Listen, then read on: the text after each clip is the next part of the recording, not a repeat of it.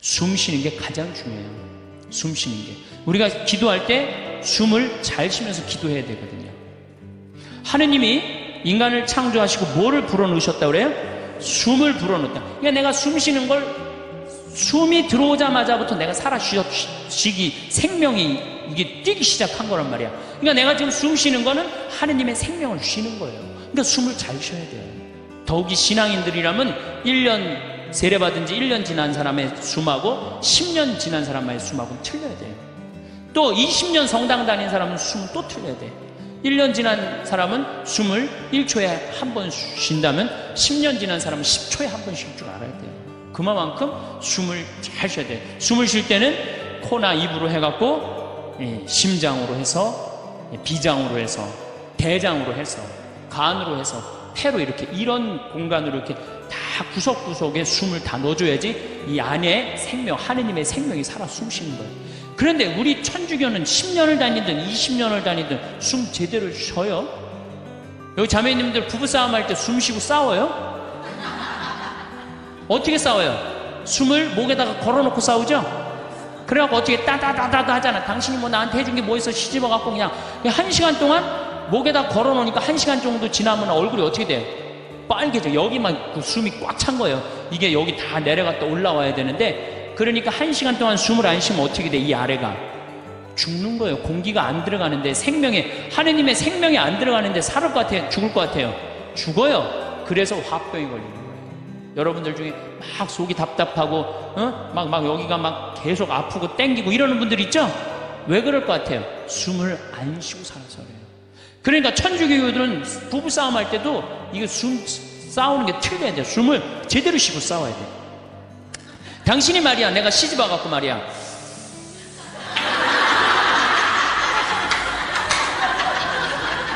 해준 게 뭐가 있어? 외식을 한번 시켜줬어? 여행을 한번 시켜줬어? 이 정도는 돼야지 도인이라고 그러는 거예요. 근데 우리는 10년, 20년 성당 다니면 뭐해? 싸울 땐 목에다가 숨 걸어놓고 그냥 막 해대고 따다다다다다 하는데, 이 세상은 넓은 수도원이에요. 여러분들은 돛 닦는 거예요. 저나 여러분들은 돛 닦는 거예요. 그래서 정말 하느님 20년, 30년 믿었으면은, 그 정도 믿으면 완전히 이제 하느님과 하나가 돼갖고 숨도 정말로 잘 쉬어야죠. 그래서 옛날에 스님들은 산속에 짐승들 많아도 산속에 들어가도 하나도 안 위험했대요. 왜냐하면 정말로 도가 깊은 스님들은 1분에 한 번 숨 쉬었다는 거죠. 천천히. 그래서 내가 몸이 안 좋은데 이 숨을 느껴야 돼요. 내가 이렇게, 저는 우리 교우들한테 이 기도를 평창에서 가르쳐 주는데, 천천히 쉬면요 다 느껴져요. 간에, 위에, 폐에 정말로 생명이, 하느님의 하느님의 생명이 다 공급되는구나, 그런 걸 다 느껴요. 그러니까 스님들은 산에서 내가 오늘 밤에 참선을 해야 되겠다, 돌에서 탁 소하면 1분에 한 번씩 숨 쉬는 거예요. 그럼 짐승들이 스님을 공격하다가 같이 숨을 맞추는 거, 1분에 한 번씩 자기도 쉬는 거야. 새벽에 깨보면 다 죽어 있는 거예요. 얘네들이 숨을 제대로 못 쉬어갖고. 그러니까 옛날에 스님들은 아무리 깊은 산 속에서도 위험하지가 않았다는 거예요. 그게 도로 가는 길이에요. 근데 우리는 뭐야? 우리는 춤도 안 춰, 노래도 안 해, 자유기도도 할 줄 몰라, 시편도 외울 줄 몰라, 그렇다고 묵상기도도 할 줄 몰라. 아니, 성당에서 맨날 열심히 하라고 그러는데 도대체 어떻게 해야 되는 거야? 기도하는 방법을 알려줘야 될 거 아니야. 아니, 고기 잡으려면 고기 잡는 법을 알려줘야 될 거 아니야. 생전 기도하는 법을 안 가르쳐줘요. 그리고 맨날 기도하라고 그래. 뭘 하라고 그러는지 몰라도 그냥 맨날 기도하시오. 어떻게 해라는 거야? 첫 번째 조건은 숨 쉬는 거예요. 모든 종교가 깊은 묵상, 명상으로 들어가기에 첫 번째 조건이 뭐예요? 숨을 쉬는 거예요. 그래서 여기 가장 쉬운 건 천천히 들이쉬고 참았다가 천천히 내뱉는 거예요. 그게 되면은 마음이 안정이 돼요. 그렇게 한 15분 정도 하고 나면은, 그 다음에는 참 고요해져요. 고요해지면 그때는 하느님의 소리를 들을 수 있는 거예요. 내가 막 정신이 없고 막 닭똥집도 생각나고 막 화도 나고 그러는데 하느님의 소리가 들릴 것 같아요? 안 들릴 것 같아요? 안 들립니다. 내가 완전히 고요한 상태, 엘리야가 고요한 상태에서 하느님을 만났듯이 나도 완전히 고요한 상태에서 하느님을 만나야 돼. 그러려면 1시간 정도 걸린단 말이에요. 이거 그냥 앉자마자 뭐 이렇게 뭐 잘못하고 뭐 하고 내가 참았는데 이번에 못 참겠고 이러다 보면은 내가 얘기를 하다 보면은 이게 기도가 아니고 일방적으로 떠들다 가는 거예요. 떠들다 가는 거예요. 기도는 하느님의 소리를 듣는 거예요. 듣는 게 기도예요. 들으려면 어떻게 해야 돼? 내가 고요한 상태. 다른 어떤 것도 나를 건드리지 못하는 상태. 그래야지 영원한 하느님을 조금이라도 느낄 수 있고 맛볼 수 있죠. 그러니까 앞으로는 부부싸움 할 때도 어떻게 해? 숨을 쉬면서 싸우란 말이에요. 숨을 쉬면서. 그러면은 여보 당신 성당 열심히 나가더니 완전히 이제 당신 달라졌네. 얼굴이 빨개지더니 이제 얼굴도 편안하고 싸울 때 그리고 이거 당신 뭐 1시간 저기만 10분이면 다 쏟아낼 얘기를 1시간에 천천히 하니까 나도 마음이 그래 내가 잘못한 것 같아 이러지. 이건 말할 시간도 없이 그냥 다다다다다다 해대면은 성당 단위나 많아져. 그렇죠? 영상을 라디오처럼 편하게 틀어놓고 들으셔도 좋습니다. 구독과 좋아요, 알람 설정 꾹 눌러주세요. 황창현 신부님의 행복 특강 지금 바로 시작합니다. 참예수님, 네, 반갑습니다. 우리가 하느님을 찬양하기 위해서 춤과 노래를 통해서 하느님께 경배드리고 찬양할 수 있는 좋은 춤과 노래는 우리 신앙의 좋은 동반자라는 말씀을 드렸습니다.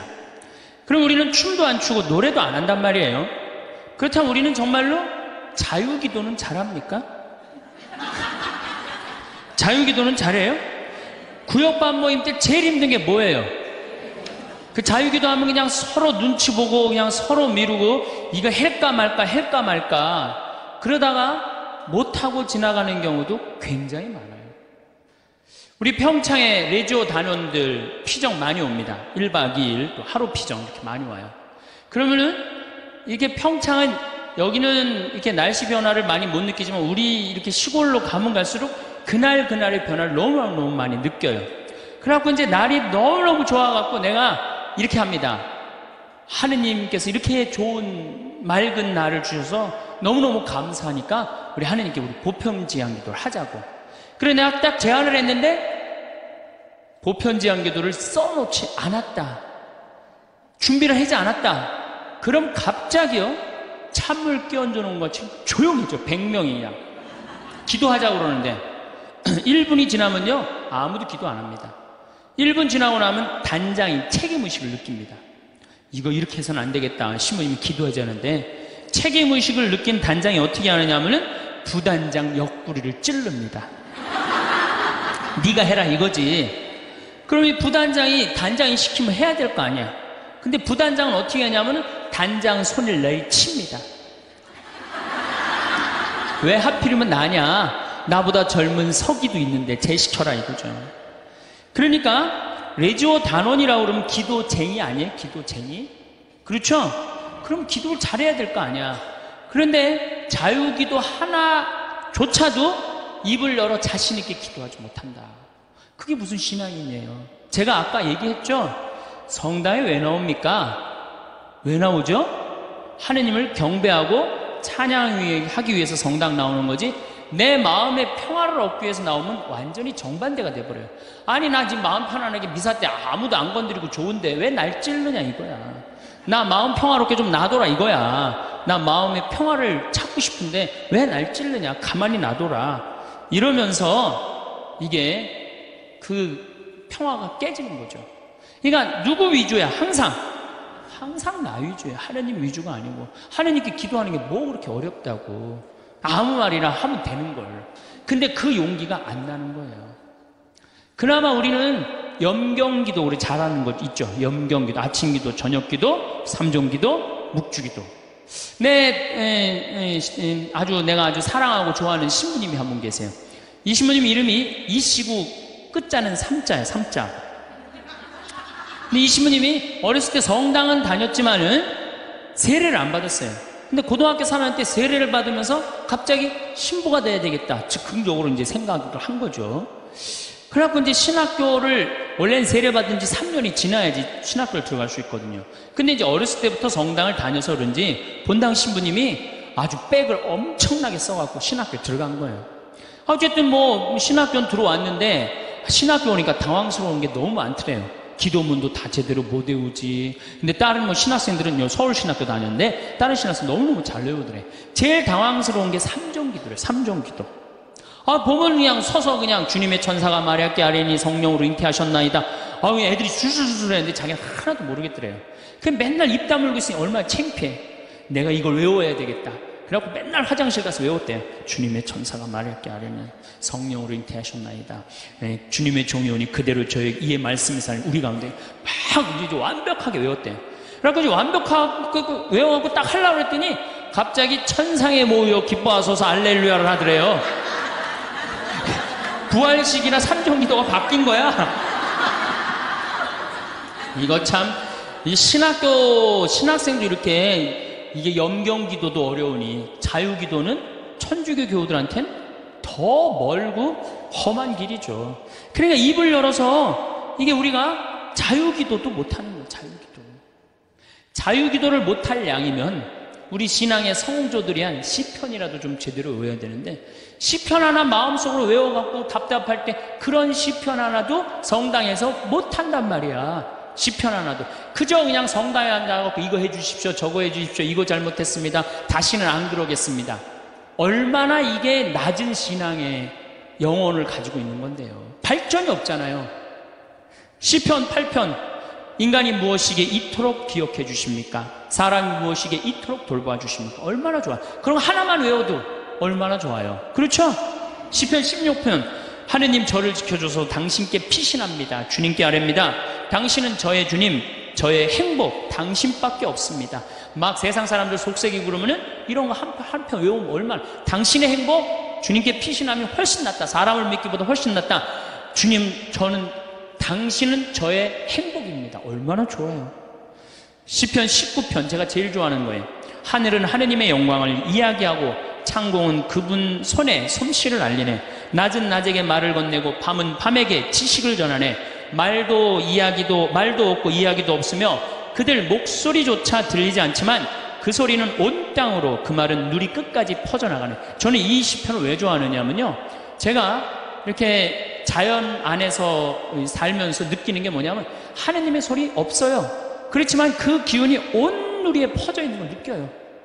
이게 하느님의 소리가 비록 소리도 없지만 이 온 세상으로 퍼져가는구나. 낮은 낮에게 말을 전하고 밤은 밤에게 지식을 전하고. 얼마나 좋은 시편이에요. 온 누리에 하느님의 기운이 들어있고 그게 말로 한다고 여러분들 하느님을 느끼는 게 말로 들려요? 그냥 온몸으로 느끼는 거지. 하느님의 존재가. 이 정말로 좋은 시편이에요.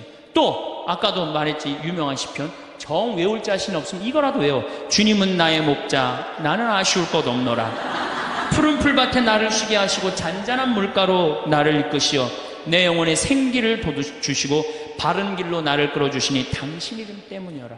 이런 거 하나. 그러니까 시편을 늘, 그러니까 의무로 시편을 하지 말고 그냥 하나씩 이렇게 외워둬요. 그러면 신앙에 굉장한 도움이 돼요. 내가 기도하는데도 도움이 되고.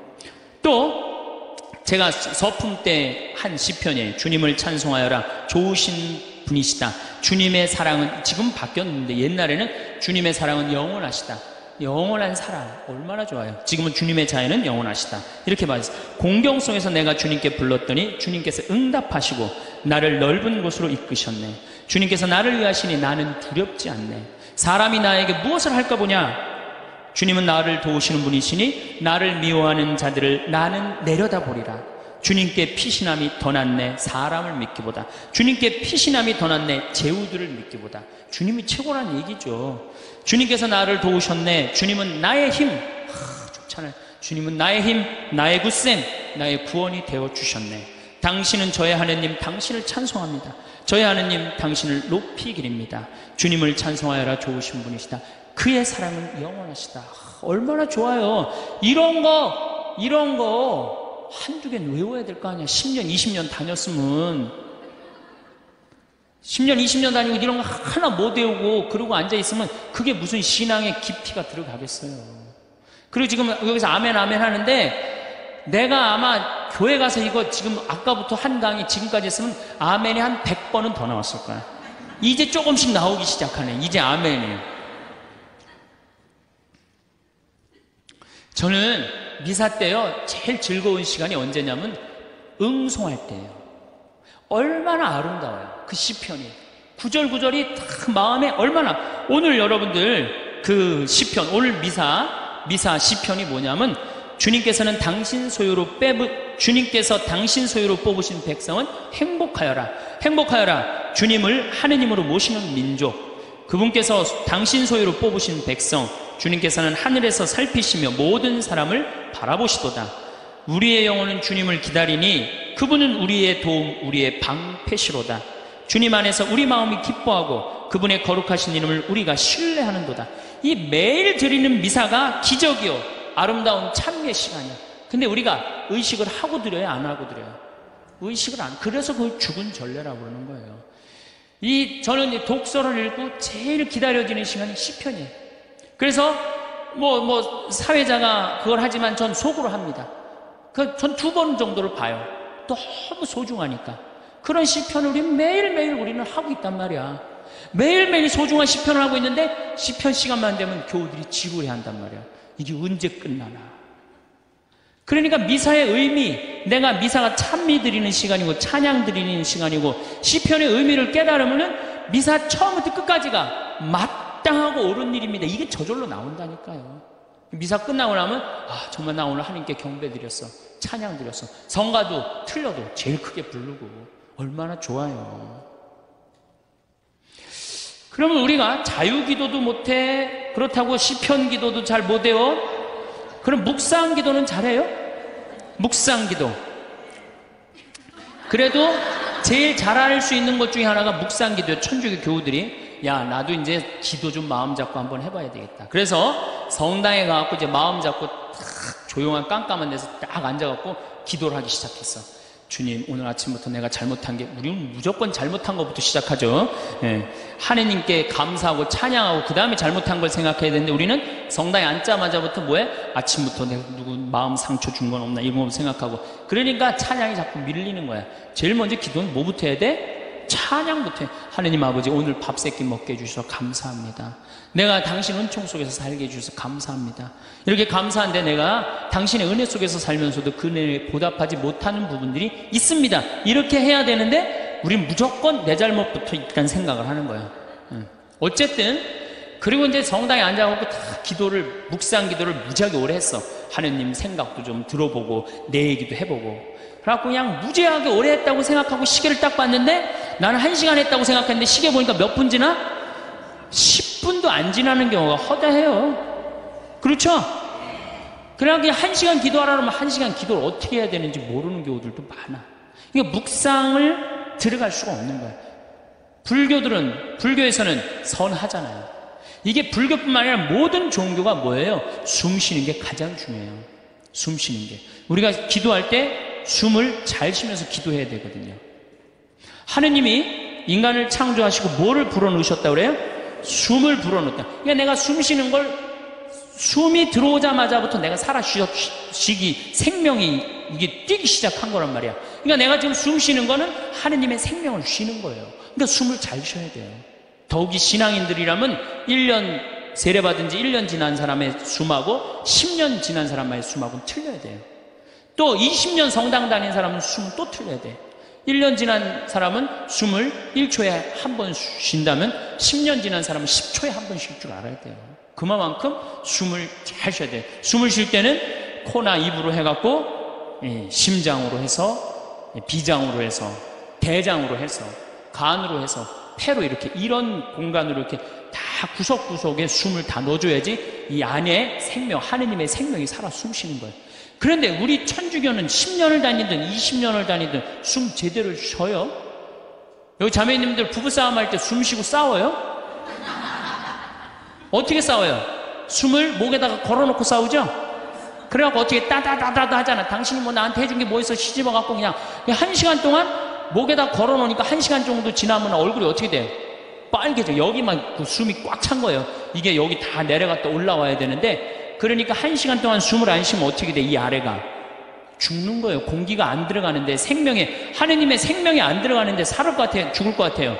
죽어요. 그래서 화병이 걸리는 거예요. 여러분들 중에 막 속이 답답하고 막 여기가 막 계속 아프고 땡기고 이러는 분들 있죠? 왜 그럴 것 같아요? 숨을 안 쉬고 살아서 그래요. 그러니까 천주교들은 부부싸움 할 때도 이거 숨 싸우는 게 틀려야 돼요. 숨을 제대로 쉬고 싸워야 돼요. 당신이 말이야, 내가 시집 와갖고 말이야,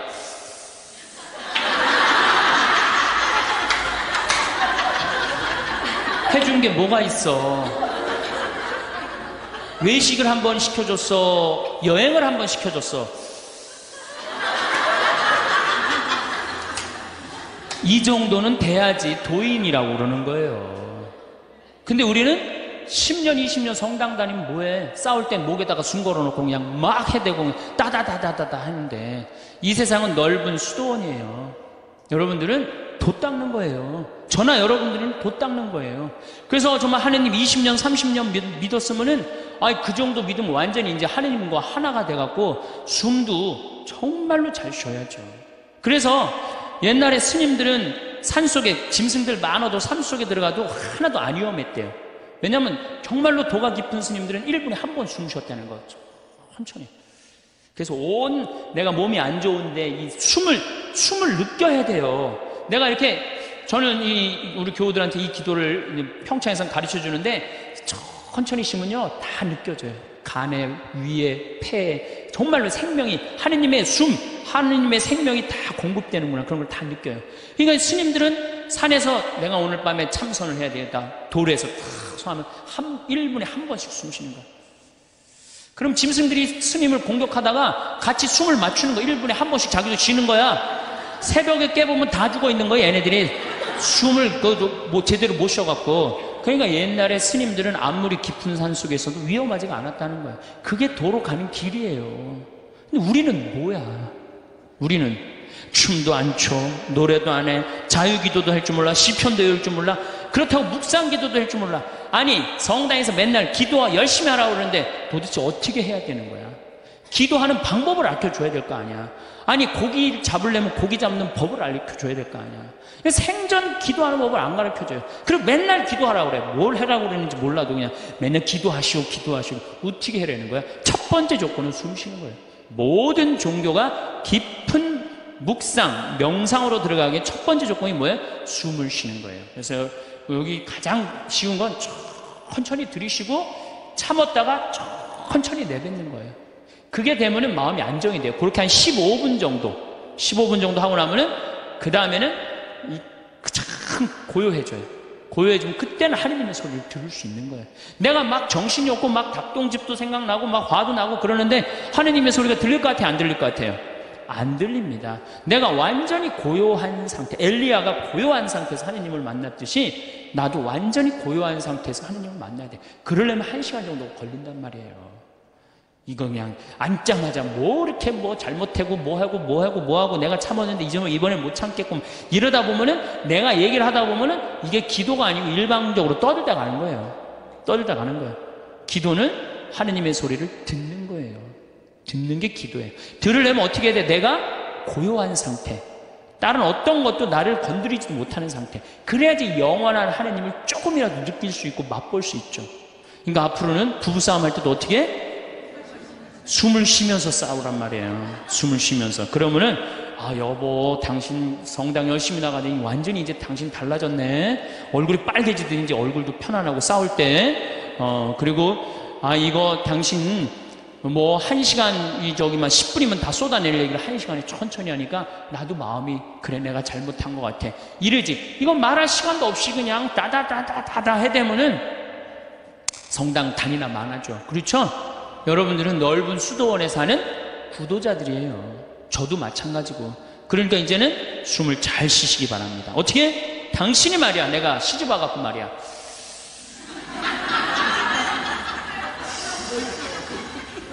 해준 게 뭐가 있어? 이러면요 부부싸움 100번 할 거요 2번도 안 합니다. 자식한테 100번 싸울 거 1번도 안 싸우게 돼요. 그래야지 마음에 평화가 오는 거예요. 평화는 저절로 찾아오는 게 아니에요. 수많은 과정 끝에, 맨 끝에 누가 기다리고 있어? 평화가 기다리고 있는 거예요. 평화가. 자, 이제 춤도 안 춰, 노래도 안 불러, 자유기도도 할 줄 몰라, 하느님을 향한 인간의 마음을 표현하는 시편도 하나도 외울 줄 몰라. 묵상 기도도 할 줄 몰라. 이렇게 하면서 하느님을 믿고 신앙생활을 한다고 말하는 사람은 깜깜한 밤에 등불 없이 가는 거하고 똑같은 거예요. 우리 신앙의 인도자 등불은 누구야? 춤과 노래와 시야. 그러니까 여러분들 그걸 충분히 이용하세요. 물론 성서도 있고 성사도 있고 우리 천주교는 좋은 게 너무너무 많아요. 정말 굉장히 풍요로운 종교예요. 그런데 거기에 맞춰서 이게 성사와 성서가 살아 숨쉬려면 누구의 도움이 필요해? 춤과 예술이 필요하다는 얘기. 한마디로 쉽게 얘기하면은, 그래서 교회에서는 예술가들을 무시하면 안 돼요.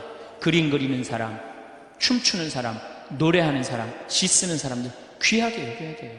그걸 귀하게 여기는 공동체만이 영적으로 드러높일 수가 있는 거예요. 자, 이제 그렇다면 남은 건 그림이야, 그림. 근데 이 천주교가 그나마 버티는 게 뭐 때문에 버텨? 그림 때문에 버티는 거. 그림 때문에. 제가 입고 있는 이 복장, 이게 뭐예요? 그림이야, 그림. 여러분들 신부님이 수단 입고 있는 거, 제이 입고 있는 거, 그림이에요, 그림 아니에요? 다 그림이에요. 사람이 시각적으로요, 그렇게 거룩해 보이는 건 굉장히 도움을 많이 받는 거예요. 특히 수녀님들, 수녀님 복장 입고 있는 거, 그림 중에 제일 이쁜 그림이에요. 천주교 그림 중에. 그래서 수녀님들이 얼마나 그 그림 효과가 좋으냐면, 신부가 아무리 로만 칼라 차고 지나가도요, 다 이거 보자 그래요. 그거 검문할 때 신부는 소용없어, 로만 칼라. 근데 수녀님만 딱 옆에 타시면 프리패스예요. 수녀님 그림 중에 최고 그림이에요. 그런 게 다 그림이야. 신앙에 도움이 되는. 또 우린 스테인드 글라스도 있고, 그렇죠? 스테인드 글라스도 있고. 천주교가 그나마 그림 때문에 이게 영적인 거룩한 그 느낌을 많이 가질 수가 있는 거예요. 성당도 영적으로 그림, 예술적으로 얼마만큼 잘 짓느냐에 따라서 우리들이 알게 모르게 신앙에 도움이 굉장히 많은 거예요. 강당 들어가는 거하고 성당 들어가는 거 느낌이 어때요, 여러분들? 틀리죠? 그게 다 뭐 때문에 그래? 그림 때문에 그런 거예요. 그림 때문에. 그림은 굉장히 중요한 거예요. 제가 이콘을 좀 오늘 조금 설명을 드릴 건데, 이 이콘 보면은 이거는 메나스라는 이 수도원 6세기 때 이콘이에요. 잘 안 보이시죠? 이건 예수님인데, 보시면은 예수님은 성소를 갖고 있고 수도원은 서약서를 갖고 있는데, 이 그림에 보면 이 눈이 어때요, 여러분들? 제정신인 눈 같아? 제정신이 아닌 눈 같아요? 약간 막간 눈 같지 않아요? 저는 이 그림 참 좋아합니다. 왜냐하면 우리가 하느님을 믿는 사람들, 하늘로 향하는 사람들은 눈이 어때야 돼? 약간 맛이 가야 돼요. 우리는 어디를 향해야 돼? 하늘로 향하려면 눈을 약간 들어 올려야지. 그래야 맛이 가야 돼요. 신학교에서 보면은 그런 애들이 있어요. 그래서 걔네들 별명이 뭐냐? 쌍뚜수라, 쌍뚜수. 걔네들은 눈을 이렇게 들고 다녀요. 하느님을 계속 생각하느냐고. 그런데 만약에 내 눈이 판교의 땅을 사면 뛸까? 동탄의 땅을 사면 뛸까? 이렇게 세상적인 눈이 반짝반짝하고 그러면서도 하느님을 믿는다면 아니죠. 우리는 이미 어디를 향하는 사람들이야? 하늘을 향하는 사람이야. 정말로 먼 데를 보는 눈이어야 돼요. 그래서 눈이 이렇게 맛이 간 거예요. 이게 굉장히 좋은 의미가 있는 거예요. 또 예수님이 이 수도원 원장 어깨에 어떻게 손을 얹고 있죠. 이게 뭐냐 하면은 친구야, 친구. 여러분들 친한 친구끼리 어떻게 하지? 어깨동무하죠? 예수님 우리 어깨동무. 이게 루브르 박물관에 있는 이콘이에요. 어깨, 나의 친구가 되어주신 예수님 얼마나 좋아요. 이 그림만 보고 있어도 그냥 마음이 편안해진단 말이에요. 이런 그림이 집에 걸려 있어야지. 근데 내가 가정방문 가면 이런 성화 하나도 안 걸려 있고, 어떤 집은 맥주 회사에 그 여자가 막 쫙 이렇게 막 이런 거, 그냥 그런 거 걸려 있어. 그 집이 거룩할 것 같아, 안 거룩할 것 같아요? 내가 신앙생활할 때 우리 가정을 어떻게 꾸미느냐, 그것도 굉장히 중요한 거예요. 그래서 여러분들 이런 이콘 사셔서 걸어놓으세요. 제발. 그 집안을 거룩하게 꾸미는 그것도 그림이에요. 그림. 초도 좋은 것도 사놓고, 성모님도 이쁜 성모님 사놓고, 거기도 초 켜놓고, 이콘도 이게 집에 이 정도 집에 벽에 걸어놔도 돼. 요즘 다 집들이 크더라고. 가정방문 다녀보니까 얼마나 좋아요. 요거는 돌아온 탕자. 잘 안 보이시죠? 네, 평창에 오세요. 평창에 오면은 이걸 놓고 기도하니까 이거는 돌아온 탕자예요. 이건 람브란트라는 분의 이건 상트페테르부르크의 카잔 성당에 있는 이콘이에요. 여러분들이 탕자, 예수님이 탕자 얘기를 했지만 저는 이 탕자가 참 나쁜 놈이라고 생각해요. 아버지가 살아있는데 재산 달라고 그랬잖아요. 그렇죠? 보통 재산은 언제 우리가 달라고 그러죠? 돌아가실 때 달라고 그랬는데 살아있을 때 달라고 그래요. 살아있을 때 달라고 그러고 어떻게? 이걸 갖고 나가서 흥청망청 썼어요. 그리고 돌아올 때 왜 이 아들이 돌아와요? 배가 고파서 돌아옵니다. 뭐라 그래? 아버지 집에 먹을 거 많은데. 그리고 돌아오는 거예요. 그런데 이 아버지는 그런 아들이 돌아온 것 자체만 해도 좋아요, 안 좋아요? 좋았던 거예요. 그래서 맨발로 쫓아나와갖고 아들을 끌어안는데 이 아버지가 지금 장님이에요. 눈을 감고 있어요. 어떻게? 네가 무슨 죄를 져도 돌아만 온다면 내가 너를 받아주마. 그리고 끌어안아. 눈 감아주마. 얼마나 좋은 그림이에요. 그 다음에 손은 한 손은 엄마 손, 한 손은 아빠 손이야. 아버지의 강인함으로, 어머니의 따뜻함으로 이젠 다시는 너를 세상 밖 죄악으로 난 너를 내보내지 않겠다. 딱 끌어안아주는 거예요. 얼마나 이 품에 안겼을 때 얼마나 좋겠어요. 우리도 정말 세상 막 돌아다니다가 아버지 생각나고 돌아오면 아버지가 어떻게 해? 언제든지 이렇게 안아주시고 끌어안아 주신단 말이에요. 이 띠를 뚫어서 죄 진 사람들, 다리는 신발 다 떨어져 갖고, 그런데도 이 아들을 받아들인단 말이에요. 그래도 이 큰아들이 막 화를 내고 어둠 속에서 있어. 여러분들 마음 안에 미움, 질투, 시기가 있다면 여러분은 항상 어디 속에서 살 것 같아요? 어둠 속. 기쁨으로 나올 수가 없어요. 기쁨으로 나올 수가 없어요. 그러니까 우리가 살아가면서 항상 기쁘게 살아야 돼요. 기쁘게 살려면 누굴 미워하면은 미워하는 것도 습관이에요. 어떤 사람 보면 신학교 때도 어렸을 때 보면 주위 애들 막 욕했는데 아직도 만나도 욕해. 그 습관이에요, 습관. 근데 사람 안 미워하는 거 습관 들이면요 세상 편안해요. 사람 막 누군 왜 저러냐 누군 왜 저러냐 그런 거 신경 안 쓰고 살면요 세상 편안해요. 근데 큰아들은 그걸 못했기 때문에 어둠 속에 있는 거예요. 어둠 속에. 여러분도 혹시 지금 어둠 속에 계신 분들 혹시 안 계세요? 빨리 빛으로 나오세요. 아버지의 빛으로.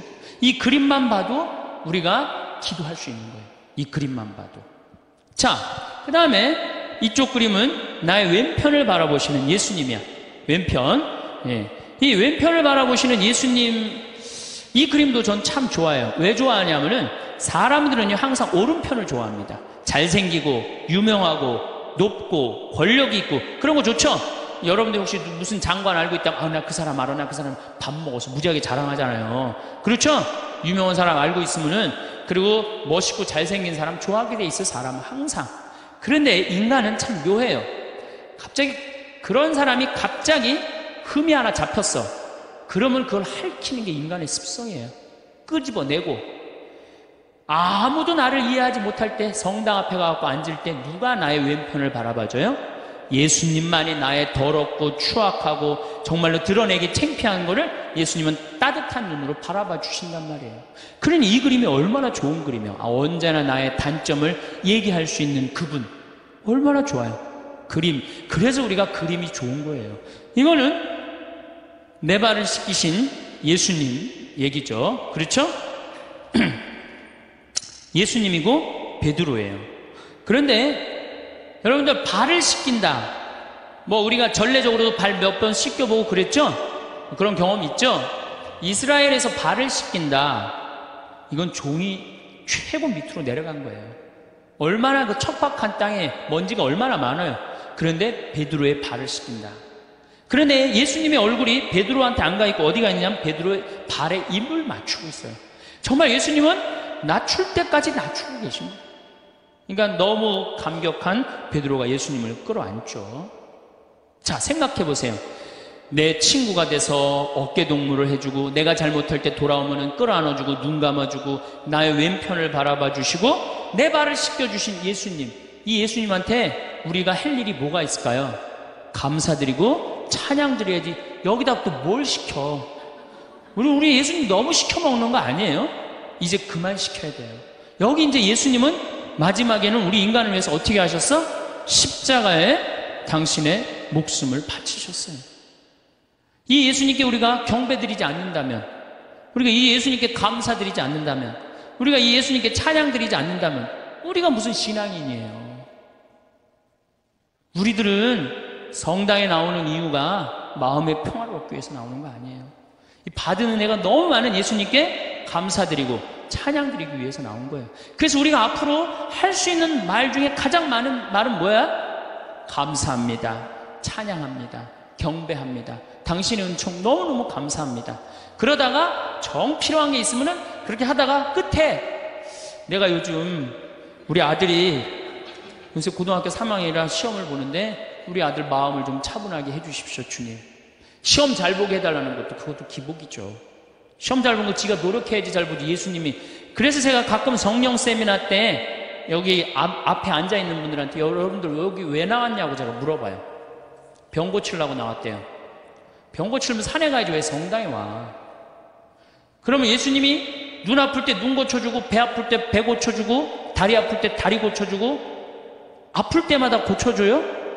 아니죠? 예수님은 아플 때마다 고쳐주는 분이 아니에요.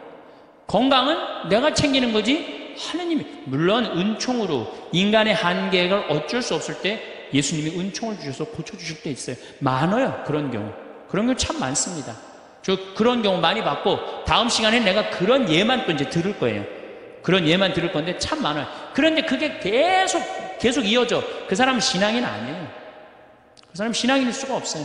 진정한 신앙인은 그런 거조차도 하나님께 간구하지 않는 거예요.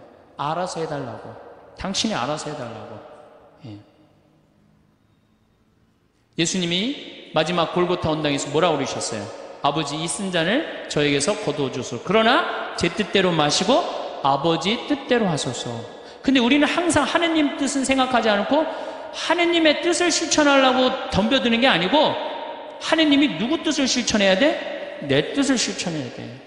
성당에 왜 나왔다고요? 마음의 평화를 얻기 위해서? 아닙니다. 성당에는 하느님께 경배드리기 위해서, 하느님께 찬양드리기 위해서 나온 거예요. 그리고 그 다음은 내 영혼이 구원받기 위해서 나오는 거예요. 내 영혼이. 그 얘기는 내가 다음 시간에 여러분들한테 또 할 거예요. 내 영혼이 구원받기. 그림이라는 게요, 우리 신앙에 굉장한 도움을 줍니다. 제가 능평성당이라고 경기도 광주에 있는 성당인데 거기에 참 재미난 일이 있었어요. 그 능평성당에 그 관할 안에 미술관이 하나 있었어요. 미술관이 하나 있어갖고 초청장이 왔어요. 저는 굉장히 그런 거 가는 걸 좋아합니다. 갔는데 그 따삐라고 직조, 실로 이렇게 짜는 거 있죠. 그게 딱 하나 걸려있는데 가시 그게 걸려있는데 내 가슴이 막 두근두근 뛰는 거예요. 막 벌렁벌렁 거리고. 제가 예술품을 보고 또 언제 벌렁벌렁 거렸느냐면은 석굴암을 보고 벌렁벌렁 거렸어요. 석굴암에 계신 부처님. 정말로 기가 막힌 작품이에요. 그 1500년 작품이지만은 가슴이 막 벌렁벌렁 뛰는 거예요. 그 석가모니의 그 부처님의 그 인자한 눈, 편안한 몸. 아, 정말 우리나라 사람들 대단한 정말 예술을 갖고 있는 거예요. 내가 그 석가모니 안에 석굴암 안에 있는 부처님을 보면서 진짜 가슴이 벌렁벌렁 걸렸어요. 그리고 난 다음에 또 그 가시관을 보고 가슴이 벌렁벌렁 거렸어요. 그래서 이 작품 하시는 교수님이 홍익대학 송번수라는 교수님인데 내가 그 교수님한테 그랬어요. 나는 이 작품 보고 너무너무 가슴이 떴는데 당신의 이런 기가 막힌 작품을 내가 성당을 곧 질 텐데 내 성당에다가 하느님께 봉헌하고 싶다. 그리고 이제 1년 반이 지났어요. 1년 반이 지나고 난 다음에 성당이 이제 설계가 나왔을 때 설계와 동시에 갔어요. 내가 성당을 짓는데 교수님 작품을 걸고 싶다고 얘기를 하지 않았느냐. 이제 걸고 싶다. 그랬더니 교수님 깜짝 놀라는 거예요. 말만 했는 줄 알았더니 그때만 해도 제가 8, 9년 전이니까 참 지금도 젊지만 그땐 더 젊었죠. 예. 깜짝 아주 새파랗고 젊은 신부가 당돌하게 와갖고 그렇게 얘기를 하는데 근데 그 교수님이 좋다. 내가 신부님 성당에다 베네딕트 나하고 본명이 같아. 내가 성당에 봉헌하겠다. 근데 교수님 문제가 하나 있다. 무슨 문제가 있냐면 난 가난한 성당의 본당 신부이기 때문에 돈이 없다. 오로지 있는 건 마음밖에 없다. 근데 이분 작품이 어디에 지금 있냐면 LG 아트센터 가보셨어요? 거기에 있는 작품이 그분이 하신 거예요. 그 다음에 아산 그 삼성에서 하는 그 병원의 그 작품. 그러니까 그분이 한 번 작품하면 보통 20억, 30억짜리를 하세요. 작품을 한 번 하면. 난 아무것도 몰랐지. 그리고 그 가시가 무슨 작품이었느냐? 이 헝가리 부다페스트 천년제를, 수도 설정 천년제를 기념해갖고 세계 따비전에 대상 탄 작품이에요. 그러니까 내가 보는 눈이 있었던 거지. 전 심사위원이 5명이 심사위원인데 한 명도 이 컴플레인을 안 하고 만장일치로 된 작품이에요. 그 기가 막힌 작품이죠. 그 기가 막힌 교수님, 선생님 작품을 성전에다가 그 농사꾼 신부의 유럽에 가다 그 책에는 그 사진을 내가 넣어놨어요. 그 사진을 넣어놨는데 기가 막혀요. 그게 4m에 4m야. 1년 동안 짠 거예요. 1년 동안. 시를 4m면 이거보다 훨씬 크죠. 그 성당이, 내가 성당을 이렇게 조립식으로 성당을 이렇게 졌는데 그게 4억 들어갔는데 그 작품이 4억이 훨씬 넘어요. 그러니까 성당보다 작품값이 더 큰 거야. 근데 그분이 실값만 받고 그걸 봉헌해 준 거예요. 실감만. 대단하죠? 오로지. 그래갖고 이제 교수님하고 둘이서 작품이 완성됐을 때 그 앞에서 술을 먹고 둘이서 춤을 추고 노래했던 기억이 나요. 이 노래하고 춤추는 게 좋은 거예요. 그래서 그 머리 하얀 교수님하고 새파란 신부하고 정말로 제 인생의 큰 추억이에요. 아주 큰 추억이에요. 그래서 지금 능평성당에는 그 미안의 면류관, 제목이 미안의 면류관이에요. 미안의 면류관이 지금 걸려 있어요. 내가 그 성당 아직도 이제 못 가봤는데, 내가 졌지만 내가 한 번도 못 가봤어요, 아직. 이제 다음 달에 강의가 있어서 이제 갈 건데, 거기에 가만히 앉아있으면 예수님의 온갖 삶이 다 느껴져요. 온갖 삶이. 여러분들, 이제는요, 여러분들이 예수를 사랑하시면 좋을 것 같아요, 예수를. 그래서 이제 성가도, 춤도, 노래도, 시도, 열심히, 그림도, 열심히 하는 그런 사람들이 될 때 우리가 하나님께 다가가는 거예요. 제가 우리 교우들한테 이런 이제 강의를 이제 한 지가 한 2달 정도, 2달 전부터 이런 강의를 제가 시작을 했어요. 왜 이런 강의를 제가 하기 시작을 했느냐면은 지금 이슬람교가 천주교를 앞질렀습니다.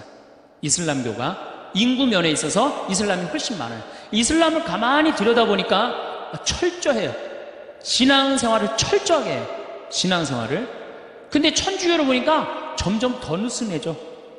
막 그야말로 이게 진짜 성당 다니는 사람인지 안 다니는 사람인지 구분도 안 될 정도로 완전히 느슨해지는 거예요. 이렇게 느슨해지다가는 하느님과의 관계가 점점 더 멀어질 수밖에 없어요. 우리도 철저하게 신앙생활, 하느님을 믿는, 우리 신앙 성도들은 하느님을 믿는다는 이유 하나로 어떻게 살으셨어요? 이 순교자성은 죽는 게 문제가 아니고, 죽는 건 뭐 그냥 죽으면 되는 건데 어떻게 다 산속으로 다 피해 들어갔어요. 옛날에 다 양반집이 다 믿었죠? 산속으로 들어가면은 출세할 길이 있어요, 없어요? 출세할 길이 없어요. 그래서 100년 동안 출세를 못했어요. 천주교 교우들은 100년 동안 세상에 나오지 못했다고, 하느님을 믿는다는 이유 하나로. 하느님을 믿는다는 이유 하나로. 근데 우리는 요즘 자녀들한테 신앙교육을 어떻게 시켜요?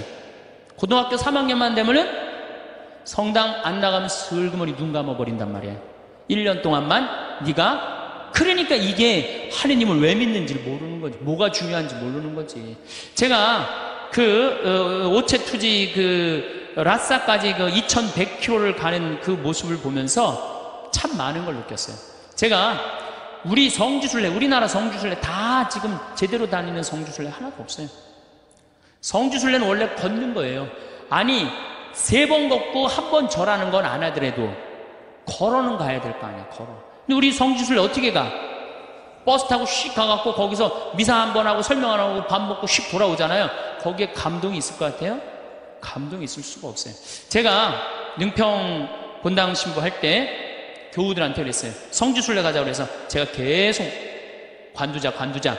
그래서 딱 9월 달에 성지순례를 했어요. 어떻게 성지순례를 했냐면은 전체 교우들을 다 세남터에서부터 미리네까지 걷게 했어요. 세남터에서 미리네까지. 어떻게 걷게? 목, 금, 토, 일 4일 동안을 걷는 거예요. 어떻게 걸어? 저녁 7시에 퇴근해갖고 애들 다, 학교 가는 애들 다 일찍 나오고 직장 퇴근하면 다 나와요. 그래갖고 세남터까지 버스로 데리고 가요. 세남터에서부터 과천 남태령 가갖고 과천 지나갖고 인덕원 성당 거기까지 딱 가니까 새벽 2시야. 그럼 그때 또 관광버스 타고 집으로 가는 거예요. 다음날 아침 일어나갖고 다 출근하고 애들 학교 다 가. 다음날 또 저녁 7시에 인도건서부터 또 걷는 거예요. 인도건서부터. 그래갖고 인도부터 하우연 성당 해갖고 이 능평 우리 성당 있는 데까지 또 오는 거예요. 우리 성당이 김대건 신부님 시신이 지나갔던 데거든요. 시신이 지나갔는데 거기서 이제 또 헤어지는 거예요. 새벽 2시에 마지막 기도하고 그 다음에 이제 토요일 날은 2시부터 밤 10시까지 양지까지 우리 성당 광주에서부터 양지까지 걷는 거예요. 전체 교우가. 그리고 이제 주일날은 이제 전체 교우들 하루에 300명 400명씩 걸었으니까 우리 교우가 2000명밖에 안 됐거든요. 그냥 다 걸은 거지 교우들은. 그래갖고 이제 마지막 날은 양지에서부터 삼도고개 넘어가고 미린에 이제 김대원 신부님 무덤 앞에 가갖고 무릎을 꿇고 다 신부님 앞에서 조배를 하는데 다 우는 거예요. 교우들이. 그게 성지순례라는 거예요. 그게. 우리 너무 쉽게 신앙생활해요 요즘. 그냥 거저하는 거 거저. 그러니까 쉽게 신앙생활하니까 하느님을 깊게 느끼지도 못하고 쉽게 떠나고. 그래서 여러분들 이제는 신앙생활의 본질을 우리가 잡아야 돼요. 그건 너무너무 쉬워요. 천주교 요리문답 1조만 생각하면 돼. 사람이 무엇을 위하여 낳느냐? 천주를 알아 공경하고 자기의 구원을 위하여 낳느니라. 그래서 이제 천주님을 공경하는 데는 우리가 뭘 해야 돼? 찬양, 성가 부르고 춤춰드리고. 춤은 밤 10시에 성당 가서 이제 다 문 걸어 잠고 추세요. 예? 밤 10시에. 그리고 성가도 그래요. 저는 성가를 혼자서 성당에서 1시간씩 부르는 걸 참 좋아해요.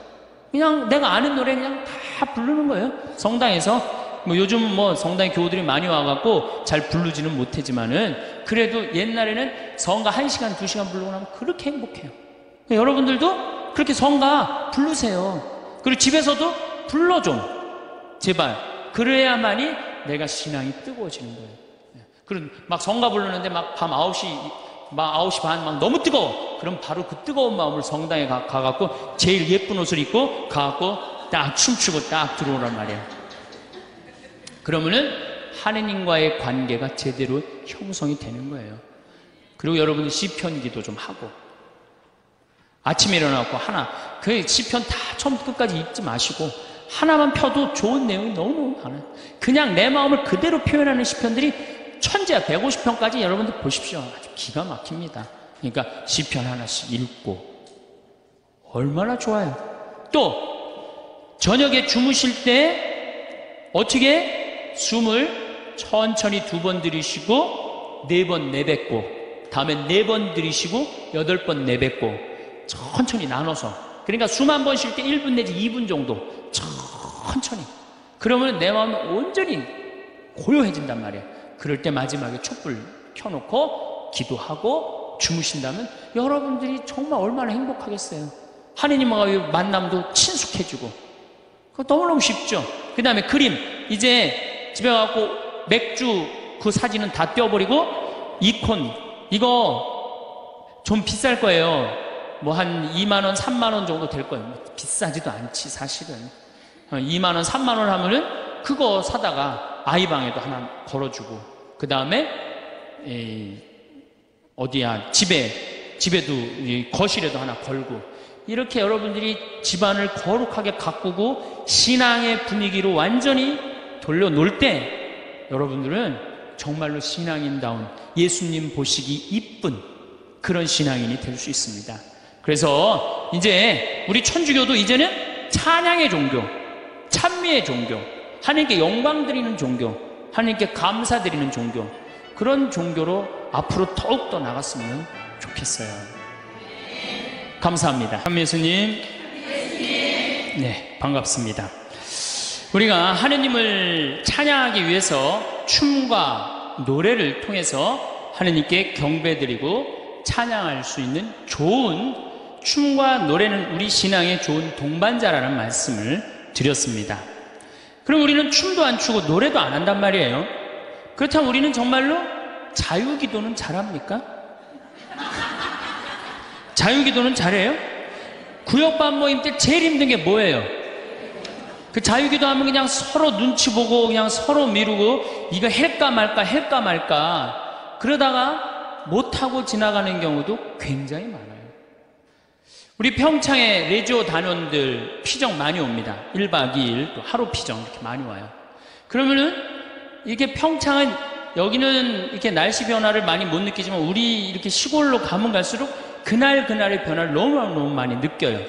그래갖고 이제 날이 너무너무 좋아갖고 내가 이렇게 합니다. 하느님께서 이렇게 좋은 맑은 날을 주셔서 너무너무 감사하니까 우리 하느님께 우리 보편지향 기도를 하자고. 그래 내가 딱 제안을 했는데 보편지향 기도를 써놓지 않았다.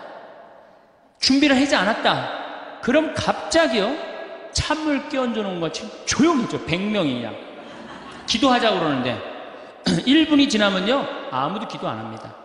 1분 지나고 나면 단장이 책임의식을 느낍니다.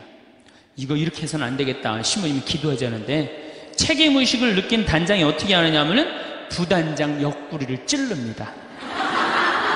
네가 해라 이거지. 그럼 이 부단장이 단장이 시키면 해야 될 거 아니야. 근데 부단장은 어떻게 하냐면은 단장 손을 내칩니다. 왜 하필이면 나냐? 나보다 젊은 서기도 있는데 쟤 시켜라 이거죠. 그러니까 레지오 단원이라고 그러면 기도쟁이 아니에요? 기도쟁이? 그렇죠? 그럼 기도를 잘해야 될 거 아니야. 그런데 자유기도 하나조차도 입을 열어 자신 있게 기도하지 못한다. 그게 무슨 신앙이에요? 제가 아까 얘기했죠? 성당에 왜 나옵니까? 왜 나오죠? 하느님을 경배하고 찬양하기 위해서 성당 나오는 거지 내 마음의 평화를 얻기 위해서 나오면 완전히 정반대가 돼버려요. 아니 나 지금 마음 편안하게 미사 때 아무도 안 건드리고 좋은데 왜 날 찌르냐 이거야. 나 마음 평화롭게 좀 놔둬라 이거야. 나 마음의 평화를 찾고 싶은데 왜 날 찌르냐. 가만히 놔둬라. 이러면서 이게 그 평화가 깨지는 거죠. 그러니까 누구 위주야? 항상 나 위주야. 하나님 위주가 아니고. 하나님께 기도하는 게 뭐 그렇게 어렵다고. 아무 말이나 하면 되는 걸. 근데 그 용기가 안 나는 거예요. 그나마 우리는 염경기도 우리 잘하는 것 있죠. 염경기도, 아침기도, 저녁기도, 삼종기도, 묵주기도. 아주 내가 아주 사랑하고 좋아하는 신부님이 한 분 계세요. 이 신부님 이름이 이시구 끝자는 삼자예요. 삼자. 근데 이 신부님이 어렸을 때 성당은 다녔지만은 세례를 안 받았어요. 근데 고등학교 4학년 때 세례를 받으면서 갑자기 신부가 돼야 되겠다. 즉흥적으로 이제 생각을 한 거죠.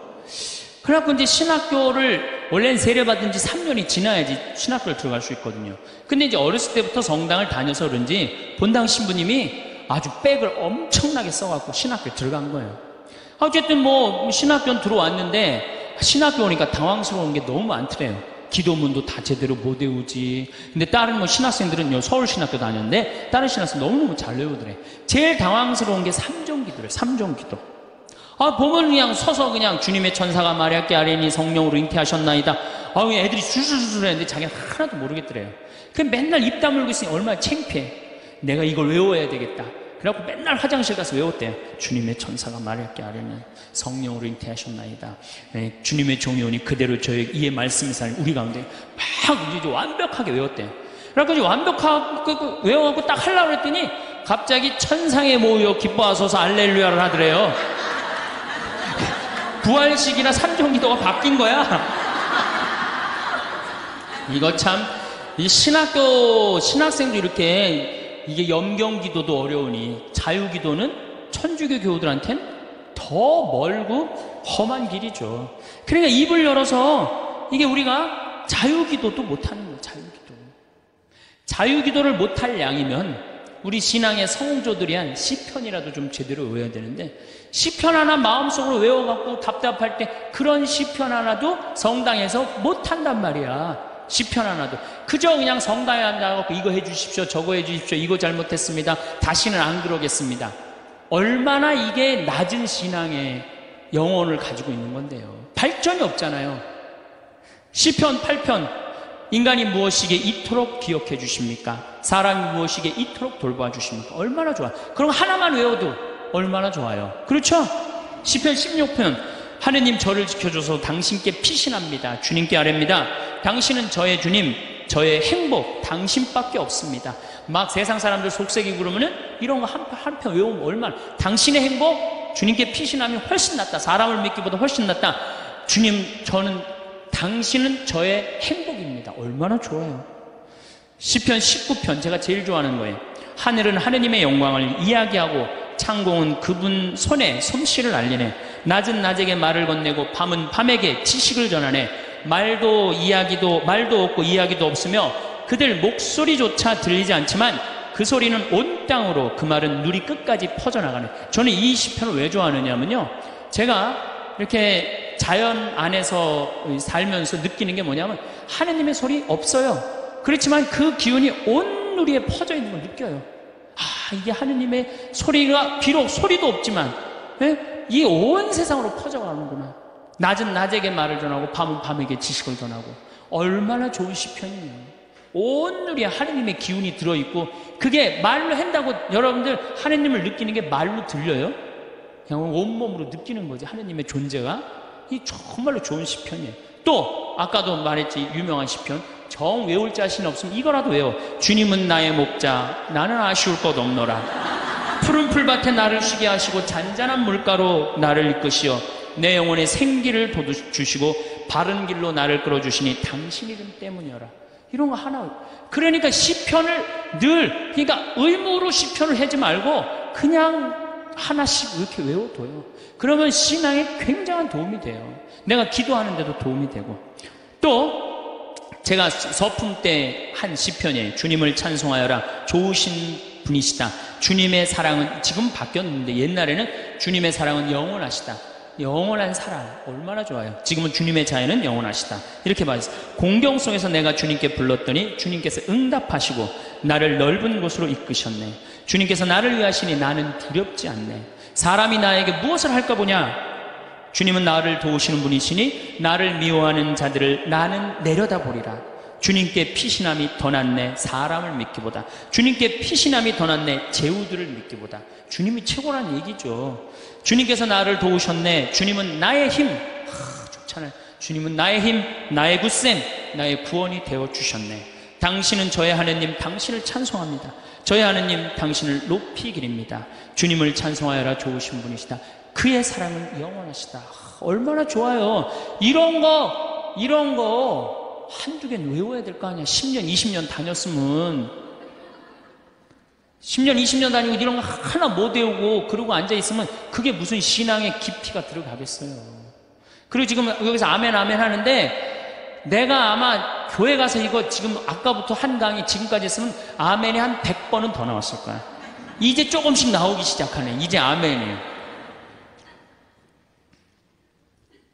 저는 미사 때요, 제일 즐거운 시간이 언제냐면 응송할 때예요. 얼마나 아름다워요. 그 시편이. 구절구절이 딱 마음에 얼마나. 오늘 여러분들 그 시편, 오늘 미사 시편이 뭐냐면 주님께서 당신 소유로 뽑으신 백성은 행복하여라. 행복하여라. 주님을 하느님으로 모시는 민족. 그분께서 당신 소유로 뽑으신 백성, 주님께서는 하늘에서 살피시며 모든 사람을 바라보시도다. 우리의 영혼은 주님을 기다리니 그분은 우리의 도움, 우리의 방패시로다. 주님 안에서 우리 마음이 기뻐하고 그분의 거룩하신 이름을 우리가 신뢰하는도다. 이 매일 드리는 미사가 기적이요, 아름다운 찬미의 시간이야. 근데 우리가 의식을 하고 드려요, 안 하고 드려요? 의식을 안. 그래서 그걸 죽은 전례라고 그러는 거예요. 저는 이 독서를 읽고 제일 기다려지는 시간이 시편이에요. 그래서 사회자가 그걸 하지만 전 속으로 합니다. 전 2번 정도를 봐요. 너무 소중하니까. 그런 시편을 우리 매일매일 우리는 하고 있단 말이야. 매일매일 소중한 시편을 하고 있는데 시편 시간만 되면 교우들이 지루해 한단 말이야. 이게 언제 끝나나. 그러니까 미사의 의미, 내가 미사가 찬미 드리는 시간이고 찬양 드리는 시간이고 시편의 의미를 깨달으면은 미사 처음부터 끝까지가 마땅하고 옳은 일입니다. 이게 저절로 나온다니까요. 미사 끝나고 나면 정말 나 오늘 하나님께 경배 드렸어, 찬양 드렸어. 성가도 틀려도 제일 크게 부르고 얼마나 좋아요. 그러면 우리가 자유기도도 못해, 그렇다고 시편기도도 잘 못 외워? 그럼 묵상기도는 잘해요? 묵상기도.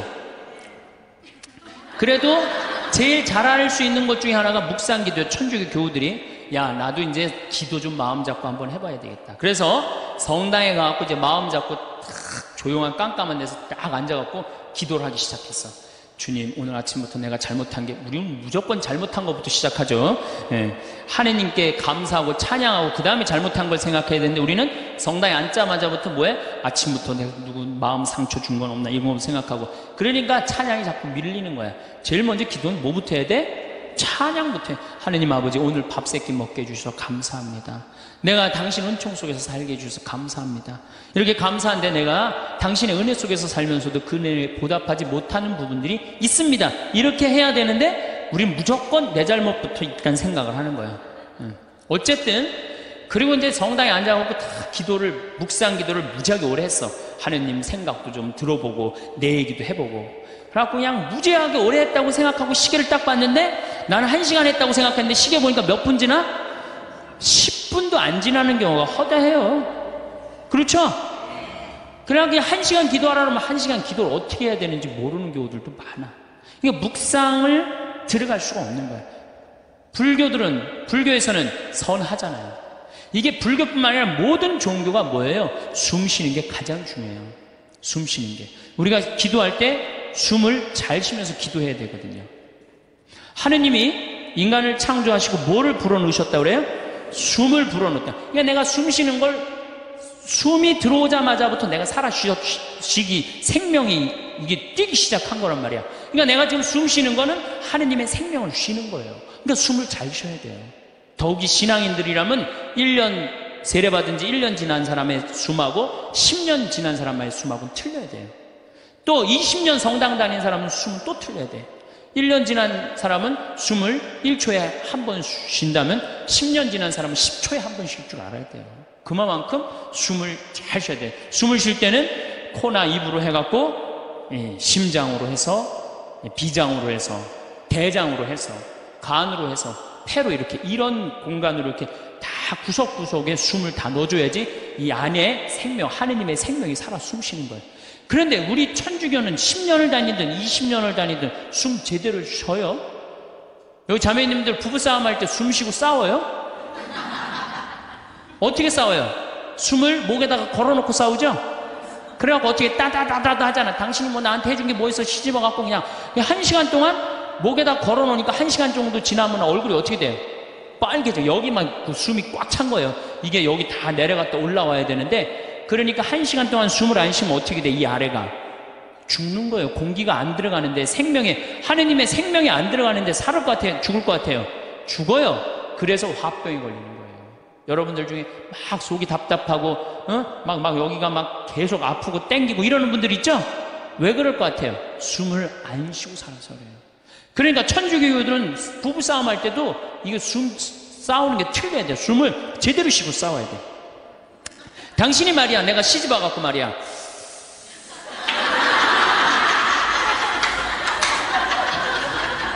해준 게 뭐가 있어?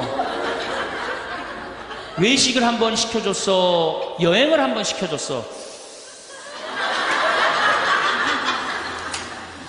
이 정도는 돼야지 도인이라고 그러는 거예요.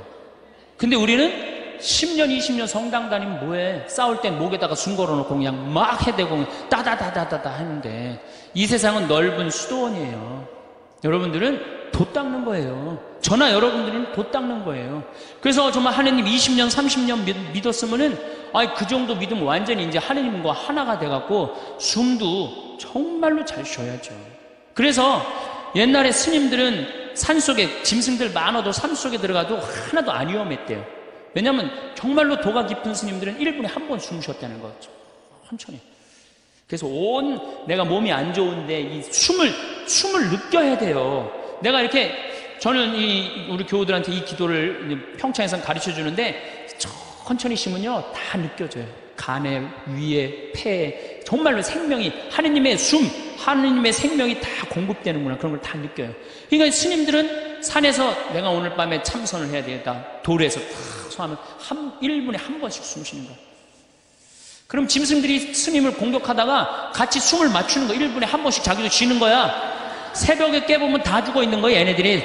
숨을 뭐 제대로 못 쉬어갖고. 그러니까 옛날에 스님들은 아무리 깊은 산 속에서도 위험하지가 않았다는 거예요. 그게 도로 가는 길이에요. 근데 우리는 뭐야? 우리는 춤도 안 춰, 노래도 안 해, 자유기도도 할 줄 몰라, 시편도 외울 줄 몰라, 그렇다고 묵상기도도 할 줄 몰라. 아니 성당에서 맨날 기도 열심히 하라고 그러는데 도대체 어떻게 해야 되는 거야? 기도하는 방법을 알려줘야 될 거 아니야. 아니 고기 잡으려면 고기 잡는 법을 알려줘야 될 거 아니야. 생전 기도하는 법을 안 가르쳐줘요. 그리고 맨날 기도하라고 그래. 뭘 하라고 그러는지 몰라도 그냥 맨날 기도하시오 기도하시오. 어떻게 해라는 거야? 첫 번째 조건은 숨 쉬는 거예요. 모든 종교가 깊은 묵상, 명상으로 들어가기에 첫 번째 조건이 뭐예요? 숨을 쉬는 거예요. 그래서 여기 가장 쉬운 건 천천히 들이쉬고 참았다가 천천히 내뱉는 거예요. 그게 되면은 마음이 안정이 돼요. 그렇게 한 15분 정도 하고 나면은 그 다음에는 참 고요해져요. 고요해지면 그때는 하느님의 소리를 들을 수 있는 거예요. 내가 막 정신이 없고 막 닭똥집도 생각나고 막 화도 나고 그러는데 하느님의 소리가 들릴 것 같아요? 안 들릴 것 같아요? 안 들립니다. 내가 완전히 고요한 상태, 엘리야가 고요한 상태에서 하느님을 만났듯이 나도 완전히 고요한 상태에서 하느님을 만나야 돼요. 그러려면 1시간 정도 걸린단 말이에요. 이거 그냥 앉자마자 뭐 이렇게 뭐 잘못하고 뭐하고 내가 참았는데 이번엔 못 참겠고 이러다 보면은 내가 얘기를 하다 보면은 이게 기도가 아니고 일방적으로 떠들다 가는 거예요. 기도는 하느님의 소리를 듣는 거예요. 듣는 게 기도예요. 들으려면 어떻게 해야 돼? 내가 고요한 상태, 다른 어떤 것도 나를 건드리지 못하는 상태. 그래야지 영원한 하느님을 조금이라도 느낄 수 있고 맛볼 수 있죠. 그러니까 앞으로는 부부싸움 할 때도 어떻게 해? 숨을 쉬면서 싸우란 말이에요. 숨을 쉬면서. 그러면은 여보 당신 성당 열심히 나가더니 완전히 이제 당신 달라졌네. 얼굴이 빨개지더니 이제 얼굴도 편안하고 싸울 때 그리고 이거 당신 뭐 1시간 저기만 10분이면 다 쏟아낼 얘기를 1시간에 천천히 하니까 나도 마음이 그래 내가 잘못한 것 같아 이러지. 이거 말할 시간도 없이 그냥 다다다다다다 해대면은 성당 단위나 많아져. 그렇죠? 여러분들은 넓은 수도원에 사는 구도자들이에요. 저도 마찬가지고. 그러니까 이제는 숨을 잘 쉬시기 바랍니다. 어떻게? 당신이 말이야. 내가 시집 와갖고 말이야.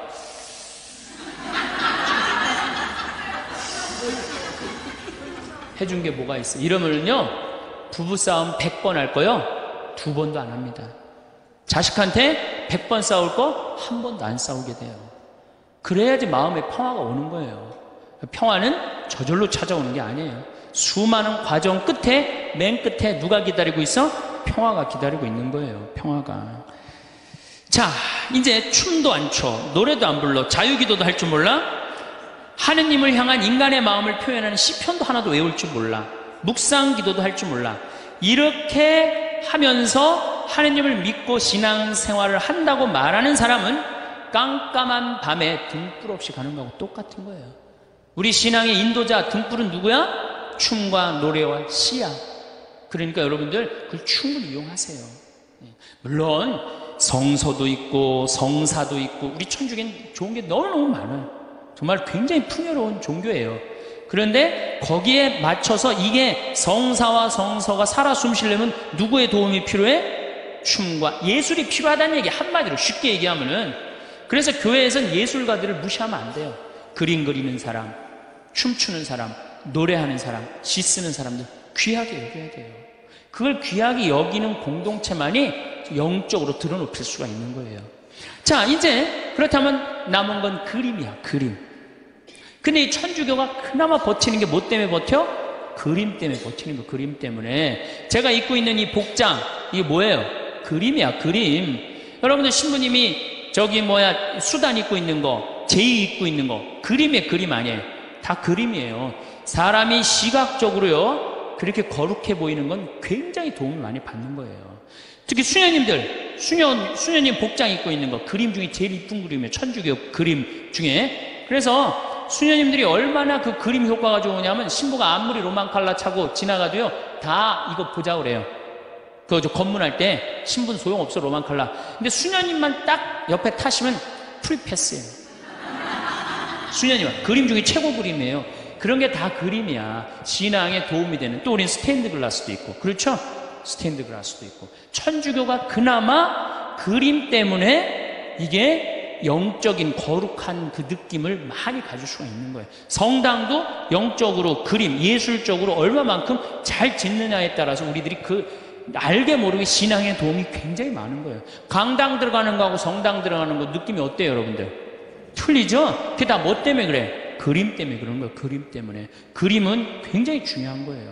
제가 이콘을 좀 오늘 조금 설명을 드릴 건데, 이 이콘 보면은 이거는 메나스라는 이 수도원 6세기 때 이콘이에요. 잘 안 보이시죠?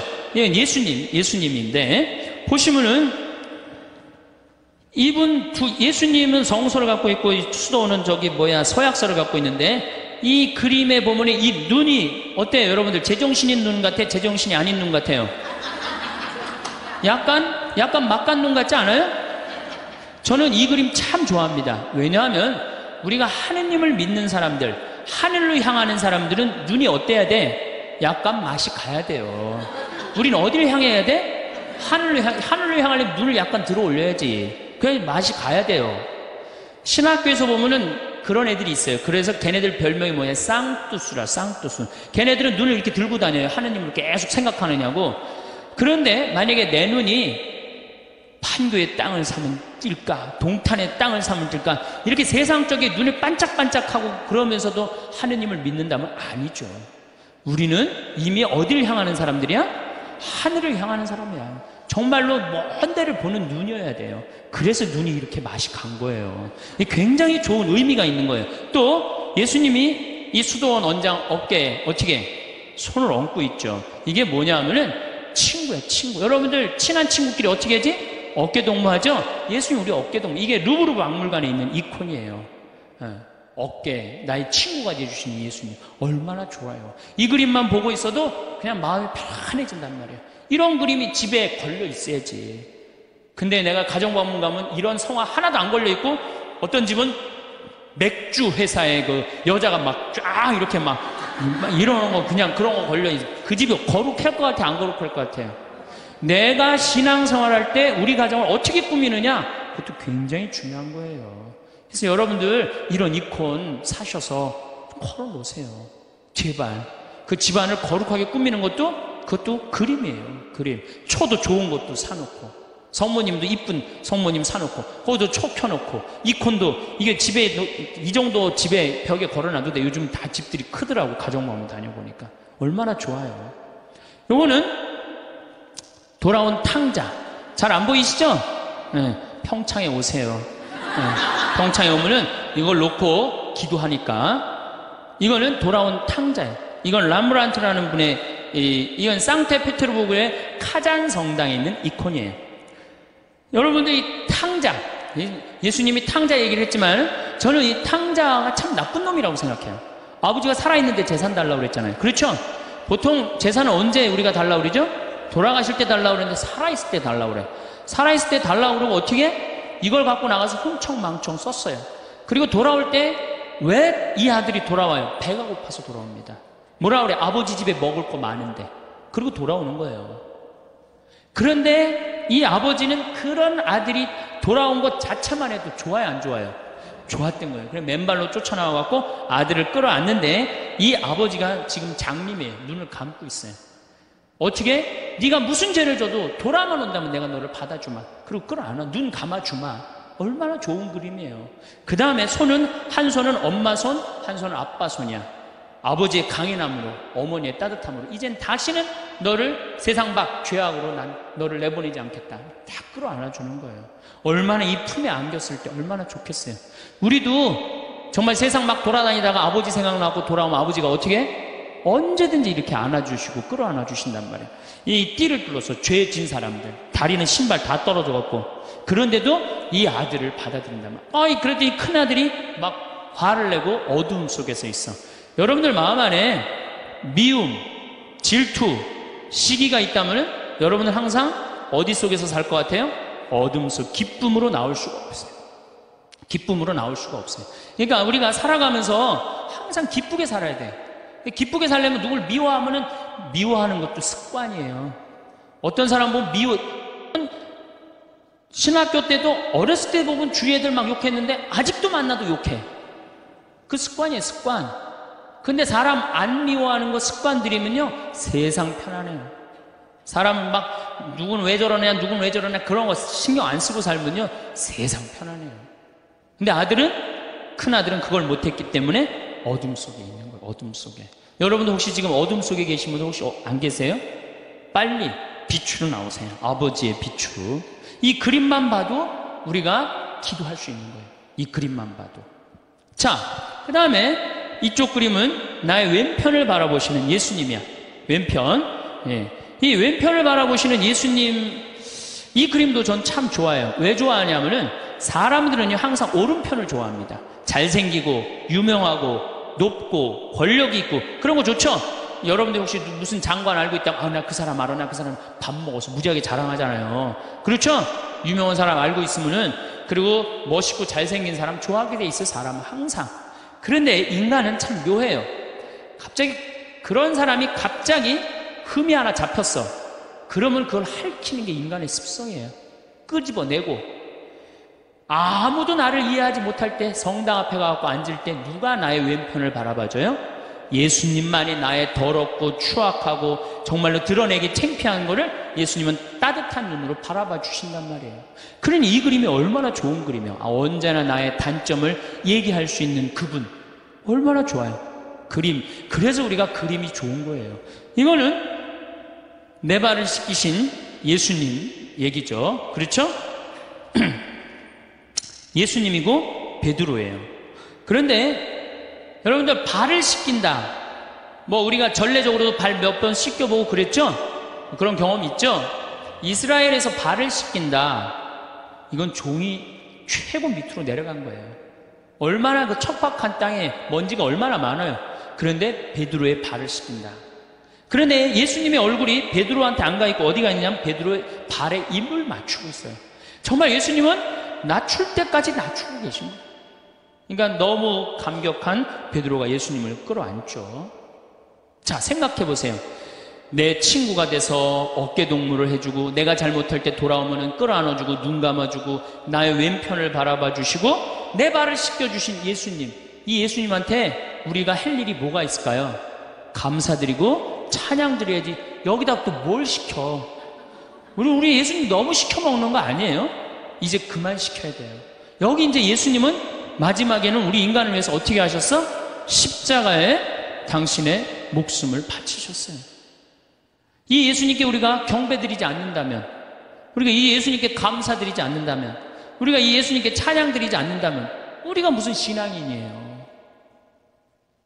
우리들은 성당에 나오는 이유가 마음의 평화를 얻기 위해서 나오는 거 아니에요. 이 받은 은혜가 너무 많은 예수님께 감사드리고 찬양드리기 위해서 나온 거예요. 그래서 우리가 앞으로 할 수 있는 말 중에 가장 많은 말은 뭐야? 감사합니다. 찬양합니다. 경배합니다. 당신의 은총 너무너무 감사합니다. 그러다가 정 필요한 게 있으면 그렇게 하다가 끝에 내가 요즘 우리 아들이 요새 고등학교 3학년이라 시험을 보는데 우리 아들 마음을 좀 차분하게 해주십시오, 주님. 시험 잘 보게 해달라는 것도 그것도 기복이죠. 시험 잘 본 거 지가 노력해야지 잘 보지. 예수님이. 그래서 제가 가끔 성령 세미나 때 여기 앞에 앉아있는 분들한테 여러분들 여기 왜 나왔냐고 제가 물어봐요. 병 고치려고 나왔대요. 병 고치려면 산에 가야지 왜 성당에 와? 그러면 예수님이 눈 아플 때 눈 고쳐주고 배 아플 때 배 고쳐주고 다리 아플 때 다리 고쳐주고 아플 때마다 고쳐줘요? 아니죠? 예수님은 아플 때마다 고쳐주는 분이 아니에요. 건강은 내가 챙기는 거지 하느님이. 물론 은총으로 인간의 한계가 어쩔 수 없을 때 예수님이 은총을 주셔서 고쳐주실 때 있어요. 많아요. 그런 경우. 그런 경우 참 많습니다. 저 그런 경우 많이 봤고 다음 시간에 내가 그런 예만 또 이제 들을 거예요. 그런 예만 들을 건데 참 많아요. 그런데 그게 계속 이어져. 그 사람은 신앙인 아니에요. 그 사람은 신앙인일 수가 없어요. 진정한 신앙인은 그런 거조차도 하나님께 간구하지 않는 거예요. 알아서 해달라고. 당신이 알아서 해달라고. 예. 예수님이 마지막 골고타 언당에서 뭐라고 그러셨어요? 아버지 이 쓴 잔을 저에게서 거두어주소서. 그러나 제 뜻대로 마시고 아버지 뜻대로 하소서. 근데 우리는 항상 하느님 뜻은 생각하지 않고 하느님의 뜻을 실천하려고 덤벼드는 게 아니고 하느님이 누구 뜻을 실천해야 돼? 내 뜻을 실천해야 돼. 성당에 왜 나왔다고요? 마음의 평화를 얻기 위해서? 아닙니다. 성당에는 하느님께 경배드리기 위해서, 하느님께 찬양드리기 위해서 나온 거예요. 그리고 그 다음은 내 영혼이 구원받기 위해서 나오는 거예요.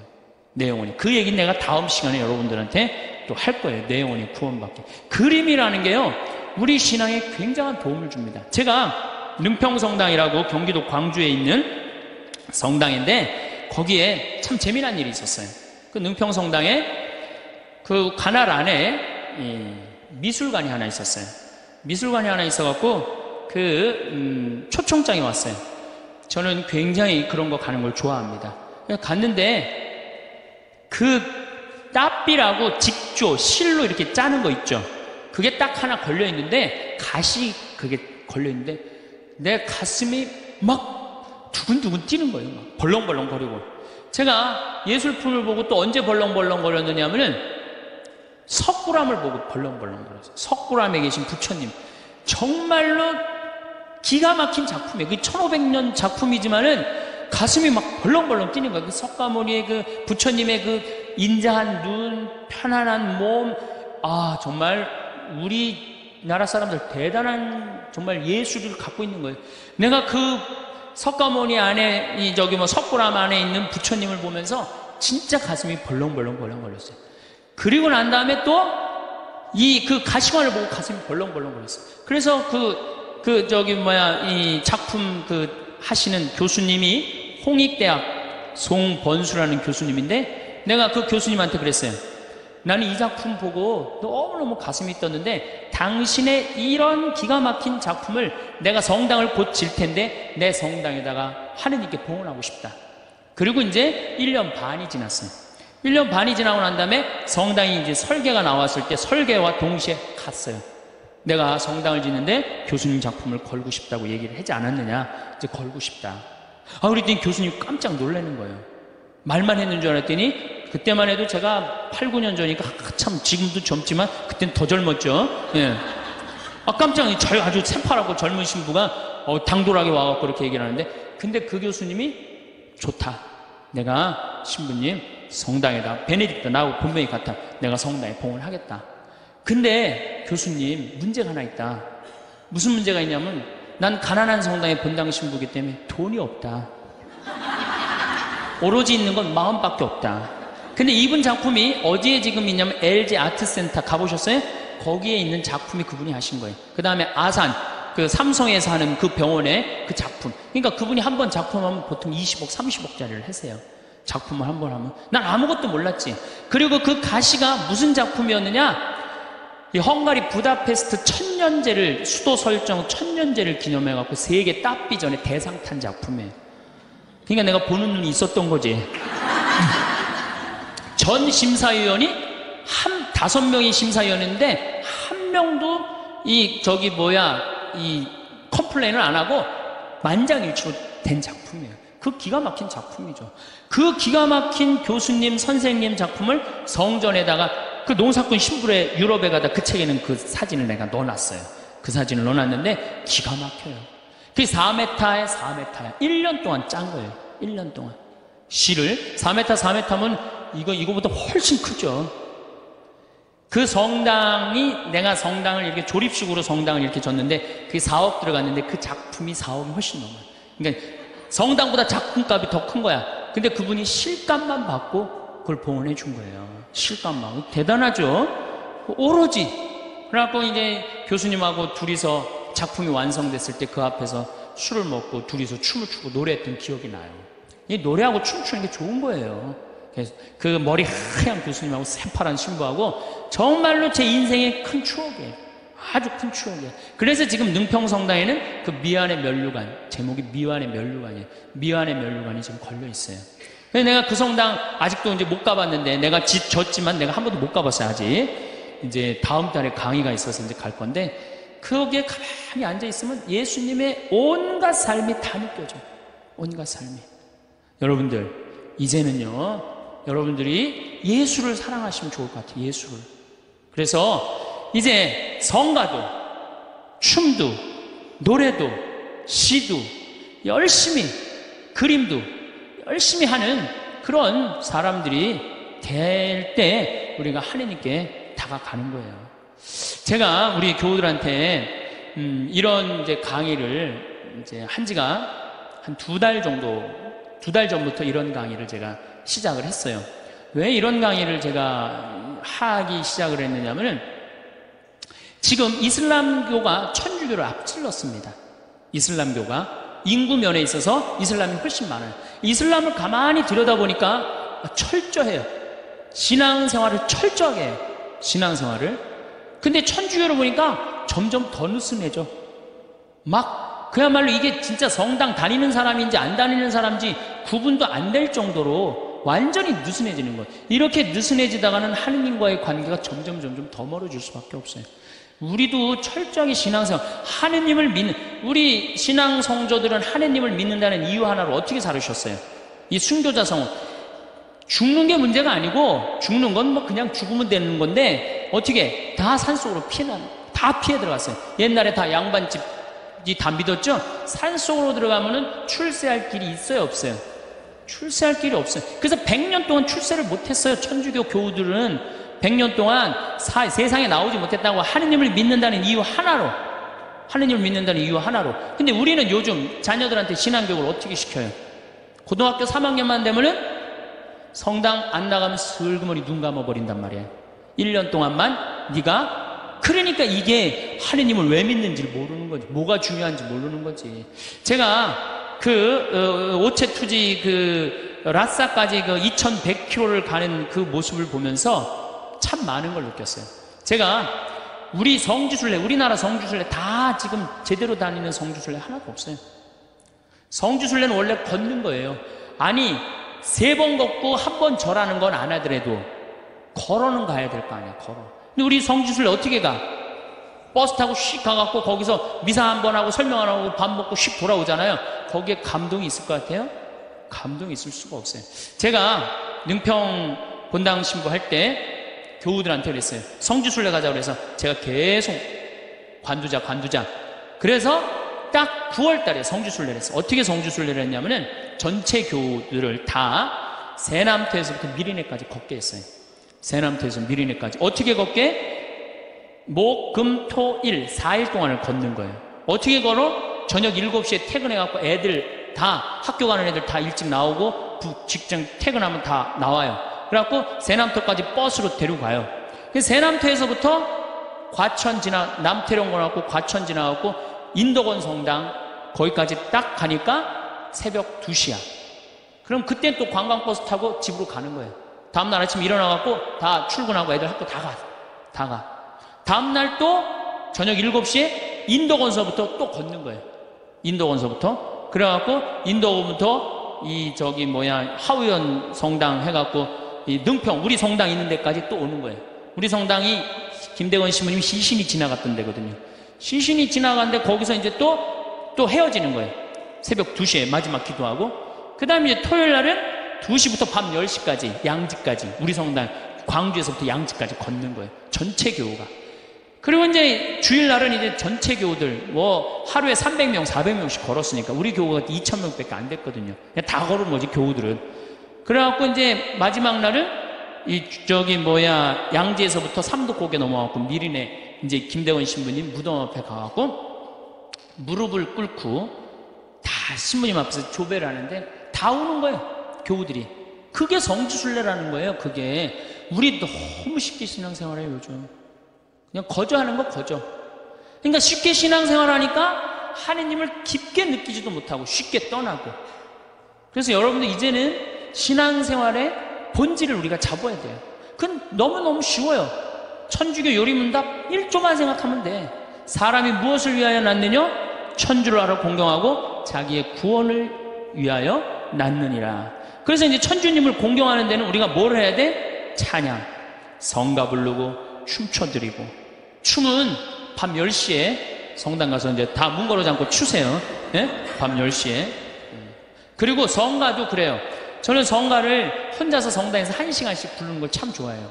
그냥 내가 아는 노래 그냥 다 부르는 거예요. 성당에서 뭐 요즘 뭐 성당에 교우들이 많이 와갖고 잘 부르지는 못하지만은 그래도 옛날에는 성가 1시간, 2시간 부르고 나면 그렇게 행복해요.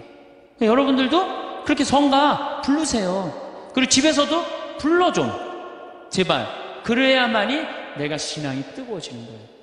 그리고 막 성가 부르는데 막 밤 9시, 막 9시 반 막 너무 뜨거워. 그럼 바로 그 뜨거운 마음을 성당에 가갖고 제일 예쁜 옷을 입고 가갖고 딱 춤추고 딱 들어오란 말이에요. 그러면은 하느님과의 관계가 제대로 형성이 되는 거예요. 그리고 여러분들 시편 기도 좀 하고 아침에 일어나고 하나 그 시편 다 처음부터 끝까지 읽지 마시고 하나만 펴도 좋은 내용이 너무너무 많아요. 그냥 내 마음을 그대로 표현하는 시편들이 천재야. 150편까지 여러분들 보십시오. 아주 기가 막힙니다. 그러니까 시편 하나씩 읽고 얼마나 좋아요. 또 저녁에 주무실 때 어떻게 숨을 천천히 2번 들이쉬고 4번 내뱉고 다음에 4번 들이쉬고 8번 내뱉고 천천히 나눠서 그러니까 숨 한 번 쉴 때 1분 내지 2분 정도 천천히 그러면 내 마음이 온전히 고요해진단 말이에요. 그럴 때 마지막에 촛불 켜놓고 기도하고 주무신다면 여러분들이 정말 얼마나 행복하겠어요. 하느님과의 만남도 친숙해지고 그거 너무너무 쉽죠. 그 다음에 그림 이제 집에 가고 맥주 그 사진은 다 떼어버리고 이콘 이거 좀 비쌀 거예요. 뭐 한 2만원 3만원 정도 될 거예요. 비싸지도 않지 사실은. 2만원 3만원 하면은 그거 사다가 아이방에도 하나 걸어주고 그 다음에 어디야 집에도 거실에도 하나 걸고 이렇게 여러분들이 집안을 거룩하게 가꾸고 신앙의 분위기로 완전히 돌려놓을 때 여러분들은 정말로 신앙인다운 예수님 보시기 이쁜 그런 신앙인이 될 수 있습니다. 그래서 이제 우리 천주교도 이제는 찬양의 종교, 찬미의 종교, 하나님께 영광 드리는 종교, 하나님께 감사드리는 종교 그런 종교로 앞으로 더욱더 나갔으면 좋겠어요. 감사합니다. 성공한 사람들을 보면 크게 2부류로 나뉘는 걸 알 수 있습니다. 하나는 자신이 성공했다고 여기저기 떠벌리고 다니는 사람들, 그리고 또 하나는 조용히 아무 말 없이 자기 삶을 사는 사람들입니다. 우리는 흔히 성공을 하면 자연스럽게 자랑하고 싶어질 거라고 생각하죠. 좋은 차를 사고 비싼 시계를 차고 SNS에 멋진 사진을 올리고 싶을 겁니다. 왜냐하면 그렇게 하면 남들이 나를 더 인정해 줄 거라고 믿으니까요. 하지만 현실은 그렇지 않습니다. 오히려 진짜 성공한 사람들은 그렇게 행동하지 않습니다. 왜냐하면 보여줄 필요가 없기 때문입니다. 돈이 많다고 높은 자리에 있다고 유명하다고 해서 굳이 그걸 드러낼 필요는 없습니다. 그걸 아는 사람들은 이미 알고 있고 모르는 사람들은 알 필요가 없죠. 그런데도 굳이나 성공했다고 떠드는 사람들이 있습니다. 그런 사람들은 왜 그럴까요? 간단합니다. 그 사람들은 사실 그렇게까지 성공한 게 아니기 때문입니다. 우리는 종종 SNS에서 성공한 사람들을 봅니다. 해외여행을 가고 고급 레스토랑에서 밥을 먹고 멋진 차를 타고 다니는 모습? 그런데 가만히 보면 그런 걸 보여주는 사람들은 언제나 뭔가를 팔고 있습니다. 강의를 팔든 자기 브랜드를 홍보하든 아니면 단순히 자기 자존감을 유지하려고 하든 간에 결국 목적이 있는 거죠. 진짜 부자들은 그렇게 하지 않습니다. 오히려 조용히 아무도 모르게 자기 일을 합니다. 왜냐하면 자랑해서 얻을 게 없기 때문입니다. 오히려 괜히 잘난 척했다가 사람들에게 이용당하거나 시기와 질투를 받거나 쓸데없는 오해를 사는 게 더 피곤합니다. 이건 단순한 돈 이야기가 아닙니다. 사회적인 성공을 이룬 사람들도 마찬가지입니다. 진짜 실력 있는 사람들은 자기 실력을 굳이 떠벌리지 않습니다. 왜냐하면 그럴 필요가 없으니까요. 자기 분야에서 최고라면 사람들이 먼저 알아서 찾아옵니다. 반대로 실력이 부족한 사람일수록 자기를 포장하려고 애씁니다. 우리가 흔히 듣는 말이 있죠. 빈수레가 요란하다. 이 말이 괜히 있는 게 아닙니다. 정말 내실이 있는 사람들은 굳이 시끄럽게 굴지 않습니다. 반대로 겉만 번지르르한 사람들은 자기가 얼마나 대단한지 떠들고 다닙니다. 이걸 좀 더 현실적인 예로 들어볼까요? 동창회에 나가면 꼭 이런 사람이 있습니다. 옛날에는 별거 아니었는데 갑자기 잘 됐다고 나타나서 자기가 얼마나 성공했는지 자랑하는 사람. 처음에는 다들 와, 대단하다 하고 들어주지만 시간이 지나면 어떨까요? 대부분 속으로 이렇게 생각할 겁니다. 저 사람 뭐 저렇게까지 티를 내? 결국 그런 사람은 점점 멀어지게 됩니다. 반면에 정말 성공한 사람들은 조용합니다. 굳이 자기가 어떻게 살고 있는지 설명하지 않죠. 그런 사람들은 오히려 주변에서 먼저 알아보고 자연스럽게 존경을 받습니다. 그게 진짜 성공입니다. 그럼 우리는 어떻게 해야 할까요? 내가 뭔가를 이루었을 때 굳이 남들에게 알릴 필요가 있을까요?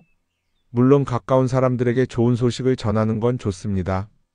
하지만 굳이 모든 사람들에게 나 이렇게 잘 살고 있어요 하고 알릴 필요는 없습니다. 그런 행동은 결국 나에게 득이 되지 않습니다. 성공이라는 건 원래 조용한 겁니다. 내가 잘 되고 있으면 주변 사람들이 자연스럽게 알게 됩니다. 굳이 내가 말하지 않아도 내 행동과 태도에서 묻어나오게 되어 있습니다. 그러니 굳이 보여주려고 애쓰지 마세요. 오히려 그게 더 진짜 성공한 사람의 태도입니다. 사람은 사회적 동물이라고 하잖아요. 혼자 살아갈 수 없고 결국 사람과의 관계 속에서 기쁨도 얻고 때로는 상처도 받습니다. 그런데 한 가지 생각해 볼 게 있어요. 우리가 정말 인간관계가 필요해서 맺고 있는 걸까요? 아니면 그냥 그래야 한다고 배워서 어쩔 수 없이 유지하고 있는 걸까요? 어릴 땐 친구 많으면 좋다고 하죠. 사회생활에서도 인맥이 중요하다는 말을 많이 합니다. 그런데 정작 주변을 보면요, 인간관계가 넓은 사람일수록 스트레스를 더 많이 받아요. 전화벨이 울릴 때마다 이번엔 또 무슨 부탁일까 싶고 단체 채팅방에서 메시지가 올 때마다 이걸 또 어떻게 대답해야 하나 고민하죠. 관계가 많아질수록 책임과 피로도 함께 늘어나는 겁니다. 어떤 사람들은 인간관계를 줄이면 외롭지 않겠냐고 해요. 그런데 가만히 생각해보면 진짜 외로움을 느끼는 순간이 언제인지 아세요? 오히려 불필요한 인간관계 속에 있을 때입니다. 같이 밥을 먹고 얘기를 나누는데도 뭔가 허전하고 대화가 컥 돌고 속마음을 나누지도 못할 때, 그럴 때 우리가 더 외롭다고 느끼죠. 그렇다고 당장 인간관계를 다 끊어버릴 순 없겠죠. 하지만 적어도 내가 정말 소중하게 여겨야 할 관계와 그냥 관성적으로 유지하는 관계는 구분할 필요가 있습니다. 예를 들어 매번 나한테 부탁만 하고 정작 내가 어려울 땐 연락 한 번 없는 사람. 내가 실수하면 뒷담화를 하면서 내 앞에서는 웃는 사람. 이런 관계를 굳이 계속 이어갈 이유가 있을까요? 가끔은 이런 경험도 있을 거예요. 우연히 어떤 사람과 친해졌는데 만난 지 얼마 되지도 않았는데 너무 많은 걸 털어놓는 사람들 있죠. 자기 속사정부터 가족 문제, 직장 고민까지 쏟아내는 사람들. 이런 경우 두 가지의 가능성이 큽니다. 하나는 그냥 감정적으로 의존할 사람이 필요해서일 수도 있고 또 하나는 내가 믿을 만한 사람인지 떠보는 걸 수도 있어요. 어떤 경우든 이런 관계는 오래가기 어렵습니다. 사실 친밀함이라는 건 시간이 필요한 법이에요.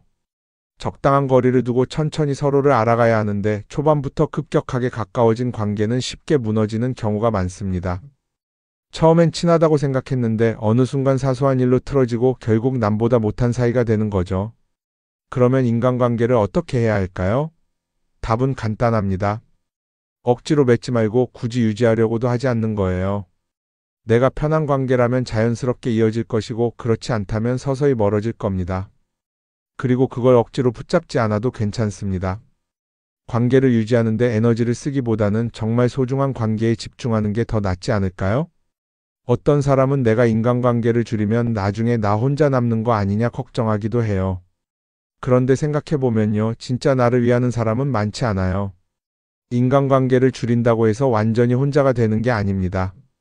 오히려 불필요한 관계를 정리하고 나면 남아있는 관계들이 더 단단해지고 가치 있게 느껴질 겁니다. 예전엔 인맥이 자산이라는 말을 많이 했어요. 그런데 요즘은 꼭 그렇지도 않죠. 오히려 불필요한 인간관계가 많으면 그게 짐이 될 수도 있어요. 적당한 거리, 적당한 선. 이걸 잘 지키는 게 결국엔 가장 편한 인간관계를 유지하는 방법 아닐까요? 한번 곰곰이 생각해 보세요. 지금 내 주변에 있는 사람들 중에서 내가 정말 편하게 만날 수 있는 사람이 몇 명이나 되는지, 내가 억지로 맞춰주고 있는 관계는 없는지. 관계를 줄이면요, 외로워지는 게 아니라 오히려 더 자유로워집니다. 그리고 자유로워진 만큼 내 인생에서 정말 중요한 것에 집중할 수 있게 됩니다. 인간관계 너무 많은 걸 신경 쓰다 보면 정작 중요한 걸 놓칠 수 있어요. 그러니까 이제는 한 번쯤 정리해보는 것도 나쁘지 않을 겁니다. 사람들이 돈을 많이 벌고 싶어 하는 이유가 뭘까요? 단순히 돈이 많으면 좋으니까? 물론 그것도 있겠지만 사실 돈을 원하는 진짜 이유는 더 나은 삶을 살기 위해서겠죠. 그런데 문제는 돈을 많이 번다고 해서 반드시 삶이 나아지는 건 아니라는 겁니다. 오히려 더 많이 벌수록 더 많이 쓰게 되는 경우가 많아요. 가끔 이런 생각해 본 적 없으세요? 예전에는 돈이 지금보다 훨씬 적었는데 이상하게 그때가 더 여유로웠던 것 같다. 왜 그럴까요? 사실 우리가 원하는 건 돈 그 자체가 아니라 돈을 통해 얻을 수 있는 자유인데 돈을 벌면 벌수록 그 자유를 잃어버리는 경우가 많아요. 더 좋은 차, 더 좋은 집, 더 좋은 옷을 사면서 점점 더 많은 돈이 필요해지고 결국엔 돈을 벌기 위해 또다시 일해야 하는 악순환에 빠지게 되는 거죠. 한번 생각해 봅시다. 우리가 정말 필요해서 뭔가를 사는 경우가 얼마나 될까요? 필요해서라기보다는 남들이 가지고 있으니까 없어 보이기 싫으니까 혹은 그냥 기분 전환을 위해서 소비하는 경우가 훨씬 많아요. 그리고 그런 소비를 할 때마다 스스로 이렇게 합리화를 하죠. 이 정도는 나를 위한 투자야. 그런데 가만히 보면 그 소비가 진짜 나를 위한 소비인지 아니면 그냥 사회가 만든 기준에 끌려가고 있는 건지 헷갈릴 때가 많습니다. 예를 들어 예전에는 스마트폰 하나면 충분했는데 이제는 스마트워치도 있어야 하고 무선 이어폰도 필요하고 태블릿도 있어야 할 것 같고 하나를 사면 또 다른 무언가가 필요해지는 시기예요. 사실 이건 우리가 그렇게 만들어진 겁니다. 광고도 그렇고 SNS도 그렇고 자꾸 우리에게 이렇게 말하죠. 이걸 사야 더 행복해질 수 있어요. 그런데 정작 그걸 사고 나면 어때요? 처음 며칠은 좋죠. 그런데 시간이 지나면 또 다른 걸 사고 싶어져요. 왜냐하면 물건이 우리를 오래 행복하게 만들어주지는 않거든요. 특히 요즘은 SNS가 이런 소비 심리를 더 부추기는 것 같아요. 예전에는 친구들끼리 만나서 나 새로 샀어 하고 자랑하는 게 전부였는데 이제는 SNS에 올리면서 전 세계 사람들에게 보여주잖아요. 그러다 보니까 남들도 다 뭔가를 사서 올리고 나도 따라해야 할 것 같은 기분이 드는 거예요. 그런데 중요한 건 그 사람들도 사실은 나와 똑같은 기분이라는 겁니다. 내가 남을 부러워하는 만큼 나도 누군가에게 부러움을 사려고 애쓰고 있는 거죠. 결국 끝없는 비교와 소비 속에서 진짜 중요한 걸 놓치게 되는 겁니다. 한번 이렇게 생각해 보면 어떨까요?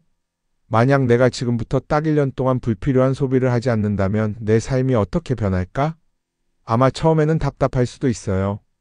사고 싶었던 걸 참아야 하니까. 그런데 그걸 몇 번 참고 나면 어느 순간 깨닫게 될 겁니다. 내가 굳이 이걸 안 사도 괜찮네? 그렇게 불필요한 소비가 줄어들면 자연스럽게 돈이 쌓이겠죠. 그런데 돈이 쌓이는 것보다 더 중요한 게 있어요. 바로 마음의 여유가 생긴다는 겁니다. 돈을 쓰지 않는다고 해서 불행해지는 게 아니라 오히려 소비로부터 자유로워지면서 진짜 행복을 찾을 수 있어요. 물론 이걸 실천하는 게 쉽지는 않겠죠. 우리 주변에는 소비를 부추기는 것들이 너무 많으니까요. 하지만 적어도 이런 건 해볼 수 있습니다.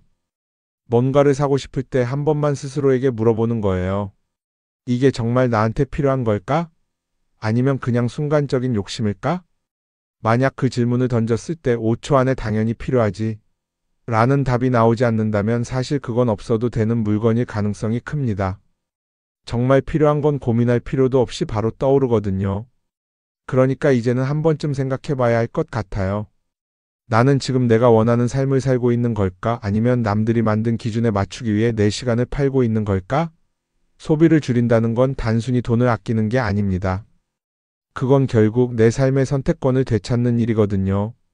돈을 많이 버는 것도 중요하지만 더 중요한 건 그 돈을 어떻게 쓰느냐입니다. 그리고 때로는 아무것도 사지 않는 게 최고의 선택일 수도 있어요.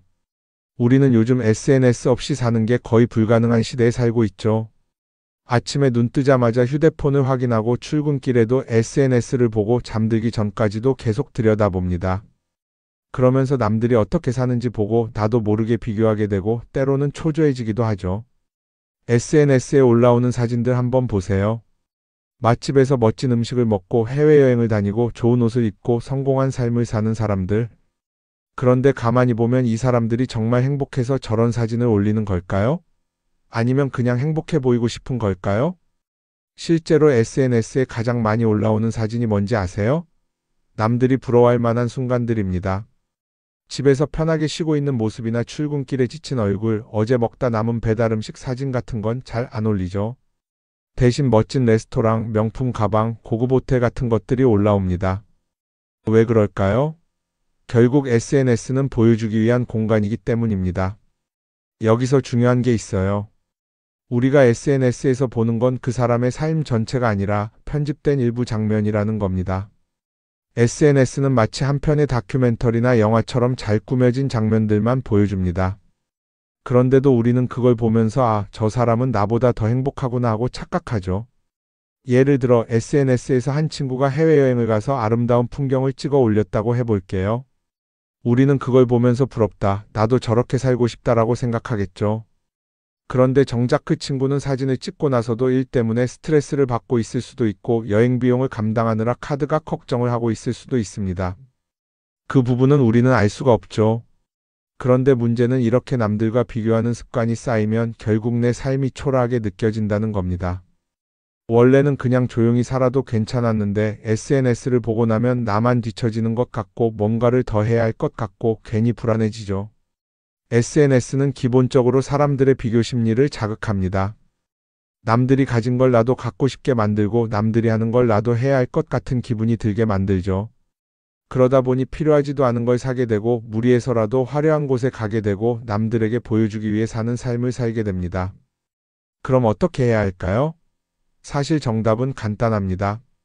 SNS에서 보이는 것들을 곧이곧대로 믿지 않는 것입니다. 그리고 더 중요한 건 남과 비교하는 걸 멈추는 것이에요. 어떤 사람이 비싼 차를 타고 다닌다고 해서 그 사람이 꼭 행복한 건 아닙니다. 좋은 차를 타고 다니지만 밤마다 사업 걱정에 잠 못 이루는 사람도 많아요. 반대로 대중교통을 이용하지만 마음 편하게 사는 사람도 있죠. 결국 행복은 보이는 것이 아니라 느끼는 것입니다. SNS를 덜 보면 덜 불행해진다는 연구 결과도 있어요. 하루 종일 남의 삶을 보면서 비교하는 시간을 줄이면 내 삶에 집중할 수 있는 시간이 많아지는 겁니다. SNS를 완전히 끊을 필요는 없지만 최소한 그 안에 있는 것들이 전부 진짜라고 생각하지 않는 태도는 필요합니다. 우리는 누구나 자신만의 속도로 살아가고 있어요. 남들은 남들대로 사는 거고 나는 나대로 살면 됩니다. SNS에서 남들의 화려한 모습을 볼 때마다 한 번쯤 이렇게 생각해 보세요. 이건 그 사람이 보여주고 싶은 삶일 뿐이다. 그러면 조금은 편해질 겁니다. 사람들은 다들 자기 인생을 살아간다고 생각하죠. 그런데 가만 보면 정말 자기 인생을 사는 사람이 얼마나 될까요? 많은 사람들이 사실은 남이 만들어 놓은 기준에 맞춰서 살고 있어요. 좋은 대학, 좋은 직장, 좋은 차, 좋은 집. 다들 이런 걸 목표로 삼지만 정작 내가 원하는 삶이 뭔지 깊이 생각해 본 적이 없는 경우가 많아요. 이건 어릴 때부터 교육받아온 방식과도 관련이 있어요. 우리는 어릴 때부터 이렇게 살아야 한다는 틀 안에서 자라죠. 공부 열심히 해서 좋은 성적을 받아야 하고 좋은 직장을 가져야 하고 결혼도 적당한 때에 해야 하고 마치 인생이 정해진 수순이라도 있는 것처럼요. 그러다 보니 나 스스로 정말 원하는 걸 고민하기보다는 그냥 남들이 정해놓은 목표를 따라가게 돼요. 그런데 이렇게 남의 기준에 맞춰서 살다 보면 어느 순간 공허함을 느끼게 됩니다. 이게 정말 내가 원했던 삶인가? 하는 의문이 들 때가 오죠. 어릴 땐 성적이 목표였고 사회에 나와서는 연봉이 목표였고 결혼하고 나서는 아이 교육이 목표였는데 그 목표를 이루고 나면 허무한 거예요. 계속 뭔가를 이루긴 했는데 정작 나는 어디에 있는지 모르겠는 거죠. 진짜 중요한 건 내가 원하는 게 뭔지를 아는 것이에요. 그런데 이게 쉽지 않죠. 오랫동안 남의 기준대로 살아왔기 때문에 막상 내가 정말 원하는 게 뭐지? 하고 물어보면 선뜻 대답하기 어려운 경우가 많아요. 하지만 이 질문을 하지 않으면 우리는 평생 남이 정한 기준 속에서 살게 됩니다. 그럼 어떻게 해야 할까요? 첫 번째로 필요한 건 내가 왜 이런 생각을 하게 됐는지 스스로 점검하는 거예요. 예를 들어 내가 비싼 차를 사고 싶다고 생각한다면 그게 정말 내 필요 때문인지 아니면 남들에게 잘 보이기 위해서인지 한번 따져봐야 해요. 만약 남들이 나를 어떻게 볼까 하는 게 더 중요하다면 그건 내 기준이 아니라 사회가 만들어 놓은 기준일 가능성이 큽니다. 두 번째는 다른 사람의 의견에 휘둘리지 않는 연습을 하는 거예요. 우리는 살아가면서 끊임없이 남들의 평가를 받죠. 그 나이에 그런 걸 시작한다고? 지금 그게 가능하겠어? 이런 말들이 우리를 흔들어 놓습니다. 그런데 그런 말에 신경 쓰다 보면 결국 아무것도 하지 못하게 돼요. 중요한 건 남들이 뭐라고 하든 내가 결정하는 거예요. 물론 남의 조언을 들을 수도 있고 참고할 수도 있죠. 하지만 최종 결정은 항상 내 몫이어야 합니다. 내가 결정하고 내가 책임지는 거. 그렇게 해야 내 삶을 온전히 내 것으로 만들 수 있어요. 세 번째는 내가 한 선택에 책임지는 자세를 가지는 거예요. 많은 사람들이 무언가를 선택하고 나서도 후회하죠. 괜히 이걸 했나? 이 선택이 잘못된 건 아닐까? 그런데 한 가지 확실한 건 후회한다고 해서 과거가 바뀌지는 않는다는 거예요. 내가 한 선택이라면 그 선택이 틀렸다고 해도 받아들이고 그 안에서 최선을 다하는 게 더 중요해요. 이렇게 말하면 그럼 실수하면 어떡하죠? 라고 걱정하는 분들도 있을 거예요. 하지만 생각해보면 우리가 실수를 두려워하는 이유도 결국 남의 시선 때문이에요. 내가 실패하면 남들이 날 어떻게 볼까? 이런 걱정이 더 크죠. 그런데 남들은 생각보다 우리한테 관심이 없어요. 우리가 성공하든 실패하든 남들은 자기 삶을 사느라 바빠요. 그러니까 내 인생의 주인은 결국 나 자신이라는 걸 명확히 할 필요가 있어요. 내 선택을 하고 그 선택에 책임지면서 남이 아니라 나에게 맞는 길을 찾는 것. 그게 진짜로 내 삶을 살아가는 방법이 아닐까요? 어쩌면 우리는 너무 오랫동안 이렇게 살아야 한다는 틀 속에 갇혀 있었는지도 모릅니다. 하지만 이제는 한 번쯤 생각해 봐야 합니다. 나는 진짜 내 삶을 살고 있는가? 그리고 만약 아니라면 지금부터라도 조금씩 바꿔보면 어떨까요?